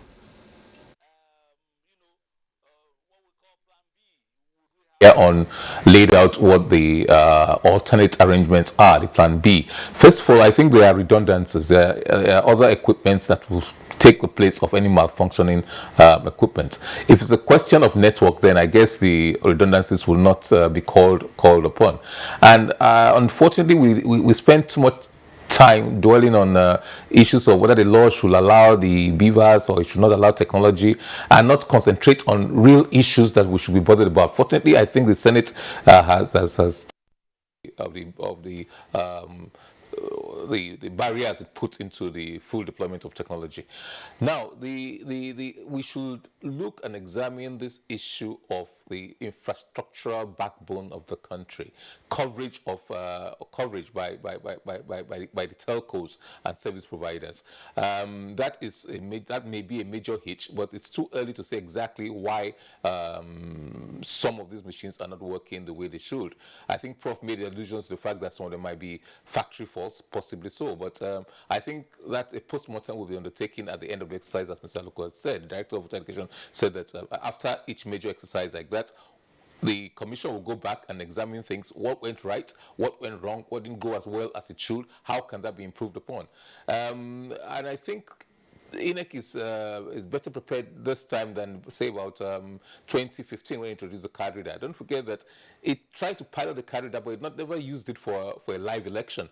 It did mock elections, and the first time the card reader was used was actually the general elections of 2015. And if you recall, we're in the studios here when the then President, Goodluck Jonathan, the card reader will not just read his fingers, and we had a problem with that. But people also forget the other side, that it read the fingers of the wife, patients, it read the fingers of the mother, and most people on its entourage. So these things do happen. It's the last couple of days I've been making lots of calls to Anambra and to places around to find out what's going on, what's on ground. And my service provider has not been too friendly. It's been very, very difficult connecting with people in Anambra, connecting with people outside of Abuja. Has been even within Abuja, it's been extremely difficult. So these are some of the challenges, and we should start looking at and addressing more. We should aggressively pursue development of our infrastructure to ensure that there's sufficient coverage real time, so that times like this, that will not be a challenge at all. But INEC still has to look at some of the processes and see other things like the equipment manufacturers, original equipment manufacturers. Are there things in the equipment themselves that have to be examined, that have to be retooled? These are all issues that will probably come up after this exercise. Again, we have to look at the percentages of failure that there are. I think Prof said something about machines. Only God has perfection, so it's only God you expect 100%. But if you have 10,000 machines deployed and 9,500 are doing well, then that's not too bad a ratio. But you're right, when it comes to a general election where you have 150-something thousand polling units, if 10% don't do well, that is a significant number. That's 15,000, over 15,000. That's a significant number. So these are issues that will be examined after this exercise. Reporter Ndem Kalu is joining us on Zoom from Aguleri in Anambra East very shortly. Let's join him now. Ndem is ready. Can we hear from you? Good morning. I can hear you clearly. Tell us what's happening in your area. We are here in Eri Primary School 1, Otocha Ward 1, Aguleri in Anambra East local government area. The voting is ongoing, but there are some challenges. People are complaining that the machine could not read their faces. Let's see one of the voters. The problem we are encountering here is that the camera reader is delaying, and about 1/3 of the turnout were not captioned. So they are unhappy and not organized. So what do you think could be the challenge? That camera reader should be, done another alternative to that, so that there will be faster registration and accreditation. Okay, we want to ask the electoral officers on the possible solution to the challenge they are having presently. We are with one of the electoral officers here. Can you tell us the challenge we are having? We are live. He's having issue. What type of issue? Talk. He's delaying. I don't have time. According to her, she doesn't have the time to speak now due to the challenges the machine is giving them. But however, we have another person to speak to us. Yeah. We said the car is delayed and there are a lot of queue here, so we are not on start, so it's not our fault. What do you say? It's not our fault. According to the computer, it's delaying. Yeah. We are trying our possible best. Okay. Yeah. I'm done.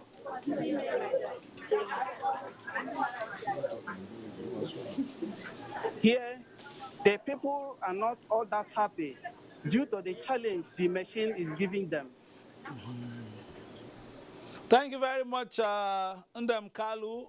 Please let's allow the young lady to try and see if she can sort out that BVAS.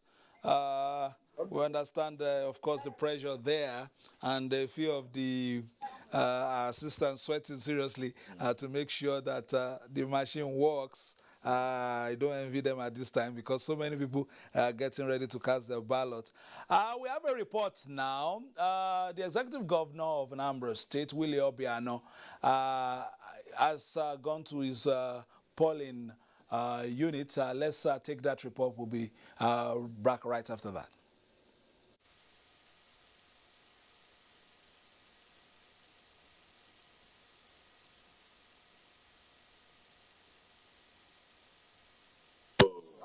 Have this opportunity to exercise my civic responsibility. I want to ask the Anambra, wherever they are, that are eligible to vote, to come out and vote. You can see everywhere is peaceful, and that's the way it is across the state. So please come out and vote now. Thank you very much, our reporter. They are capturing the governor. Of course, we saw him also getting his, the machine is working in its own unit. Let's also get the ambience as former governor Peter Obi also performed the same, but we'll get that for you very shortly. Our reporter is just sending it in, and we'll get that for you as well. But the governor has, of course, used the opportunity to appeal to the people of the state to come out. That is the essence of, the exercise. That's right. If, the process is going on like this and then you stay at home and you're not a part of the process. And it seems to me as if the crowd is increasing. The more we go back to Anambra, the more we see more people. At the beginning, it wasn't like that. It seems as if they were waiting for Mr. Luko to say a few things about the process. And after I said that, and then people started going out. But the turnout is quite impressive from some of the places we have seen so far. Yeah, that's right. I think it's something that we naturally expected, from 8 o'clock, 9 o'clock. We expect that by 12, 1 to get to a crescendo closer to the time where the polls will be shut, And of course, I had Mr. Aluko said very gladly that if you're already accredited, if you're already there before 2:30, you'll be allowed to vote. Perhaps maybe new voters will probably not be allowed after 2:30. So that's also good. The process is all right overall, and of course it reminds me of something that we probably have been underestimating in this system. And that's why we're talking about the quality of leadership that we have in the agency, how it can bring about progress and development in particular sectors. How INEC over the years has not really done badly in terms of, this is not patronizing them, but over the years they've been very consistent in improving the electioneering process. From their own angle, they've been doing their best. What remains to be done is maybe for us to work not just on the politicians but on the citizens, on ourselves, and realizing that the people we've appointed as umpires are doing their best to make sure that the process is free, fair, and credible. And maybe again we should also give credit to the process of recruiting people in INEC, maybe from the political sphere and even from the civil service perspective. They are concerned about people who can think, because the thinking process is critical to leadership position and to the implementation of policies. We are getting the policies, the electoral process right. We are getting it right through the introduction of technologies. But the other process, integral to the course of building our democracy is what we should be concerned about. The other stakeholders, the politicians, ourselves, the citizens, and maybe to some extent, the executive arm of government, and maybe the legislators as well. The rest of us, how well are we doing to cope with the pace of INEC? So if all of us are on the same page, of course, we can, like I said earlier, begin to sing hallelujah that we are getting to a stage we want to get to. Because, of course, the point has been made that transparency and accountability can be enhanced through technology, and like we have seen happen in other parts of the world. And our democracy is probably not original to us. It's largely American, and we see how the process is largely salutary in that country. So if the philosophy... Not without some challenges of electoral... No, there's no process that is perfect. But irrespective of the challenge, we see advancement in how their voting usually take place. And most importantly, how many resorts do we have to the courts in the American system? Forget the fact that we had, an outlier in Donald Trump, who went to the court severally. How many times do we have them resorting to the courts? It's far less than we're experiencing. That's another discourse anyway, in our post-election stage. At what point will we get to a stage where we'll be less concerned about tribunalizing the process, accepting defeats, not being die-hearted about winning, realizing that in every political contestation, it's that you win or lose, provided that the winner is magnanimous and the loser is gallant, and realizing that there could still be another day for you to try. Some may say because of the win or lose is because of the profit and loss margin. But let's move away from that one and quickly listen to one of the observers in this election. We're talking about Professor Sam Egu. Let's hear from him and his impressions of the election so far. This is a very difficult election. The environment is convoluted. We are conducting this election amidst challenges, and in the best, in the circumstances we have found ourselves, we have done the best, and we are very hopeful that latest before 9:30, all the PUs will open. Some of the PUs are already running. Yeah, because on the basis of the schedule we have, PUs are expected to open by 8:30 a.m. Some have opened already. Those that have not opened because of inability to deploy materials, when we don't have enough security, those ones are being handled. It's a very challenging environment. All we need is for people to feel sufficiently secure to come out and cast their votes. And that is beyond us.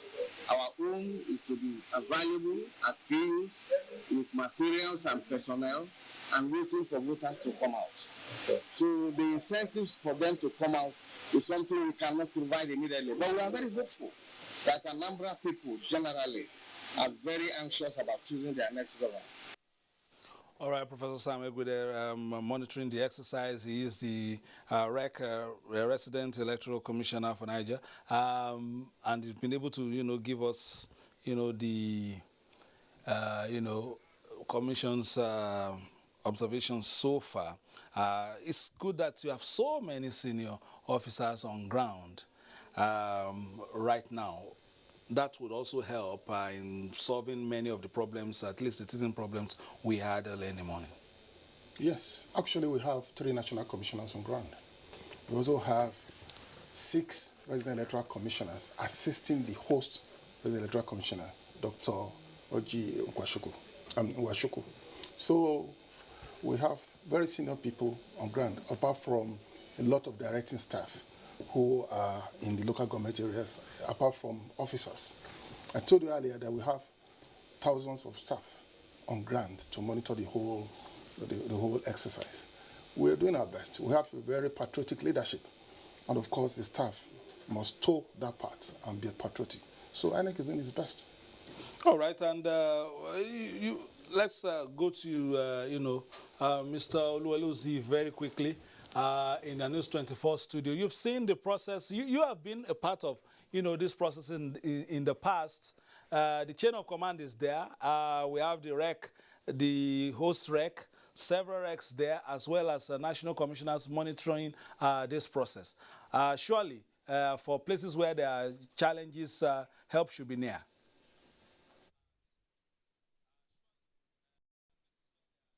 I think there are national commissioners who generally superintend the process. But what you call the host REC, resident electoral commissioner, it's Dr. Wanchku is the one who's resident there. Those who are resident in other areas, we term them visiting commissioners. And they are there to troubleshoot. In case there are any issues that can be resolved at their level, they quickly do that, or they escalate such issues. And that is very, very important. People say, why do you use that? The multiplicity of resources being deployed into one election. But it's important to have that so that things go smoothly, and it's also a learning process. The RECs who come the national committee see how things are done in Anambra, see the good things that are done, and see the things that are not done so well, so that they also learn from that. Other senior staff learn from that, and their reports, their fidelity we're sure of, they also learn from these things and take their reports back home as well. And so this helps in formulation of policy, subsequent policy, and correction of addressing challenges that occur immediately before on election day and immediately in immediate post-election period. So it's very important that help is near, and not just to the commissioners. I think there's an electoral support system that in place there, so that when things are, apart from the technical people, there are also other operational issues like logistics or other operational reverse logistics, other operational issues where the help centers. And I think during the stakeholders meeting, the commission gave out a brochure which included the phone numbers, helplines.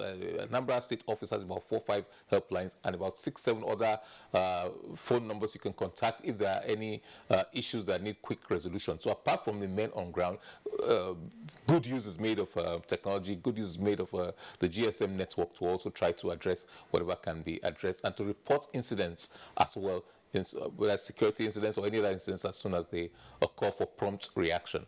So it's a good thing that there should be such assistance offered to voters. Even if we have any thing we want to understand here, since you are just there, also in the studio, help is near in terms of interpreting INEC operations, and the Director of Voter Education is here. But let's quickly go back to Anambra. I understand it's Onitsha South, very quickly, if we can get some reports and updates from there. Have they started voting? And if yes, what is the situation? Okay, we are still in Onitsha South, precisely at the Silas Works Road polling unit, and here we are. We met some of the officials trying to set up the booths for elections to commence, for voting to commence shortly. However, election was supposed to, all of the process was supposed to have been done before 8:30 to herald the kickoff by 8:30. But when speaking with the resident electoral officer overseeing this unit, he said they could not move the materials without security cover. So that kind of posed a challenge to them. But however, on the street we see that security men are everywhere. They're on top of the situation. voters are already out. Everybody is looking forward to what November 6th holds for Anambra State. We'll be right back with more of this report. Back to you, studio. Very much, we can see, you know, how very important the security men are. They're right there providing security. Different strokes for different folks. Depending on some areas where there is volatility, you might need to deploy more security, as we can see in our case there. Let's rejoin Orca Studio, where Mia Ogidi is standing by with Professor Collins, political scientist. Give us the gist of what is happening at the moment, and of course, more discussions as well as updates from your end, Mia.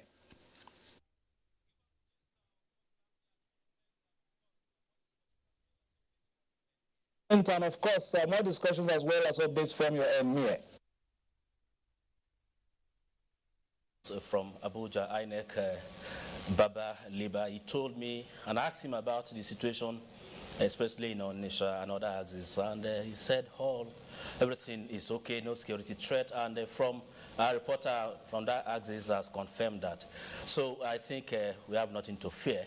Prof, you are still in the studio. Thank you very much. It's been a long day for you. I know very soon you have to go and cast your ballot as well. Which is very important. Very important. One vote can count. Exactly. Because, one thing about Anambra politics, the records we have in 2017, in November 18, 2017 governorship election, the voter strength was more than 2 million.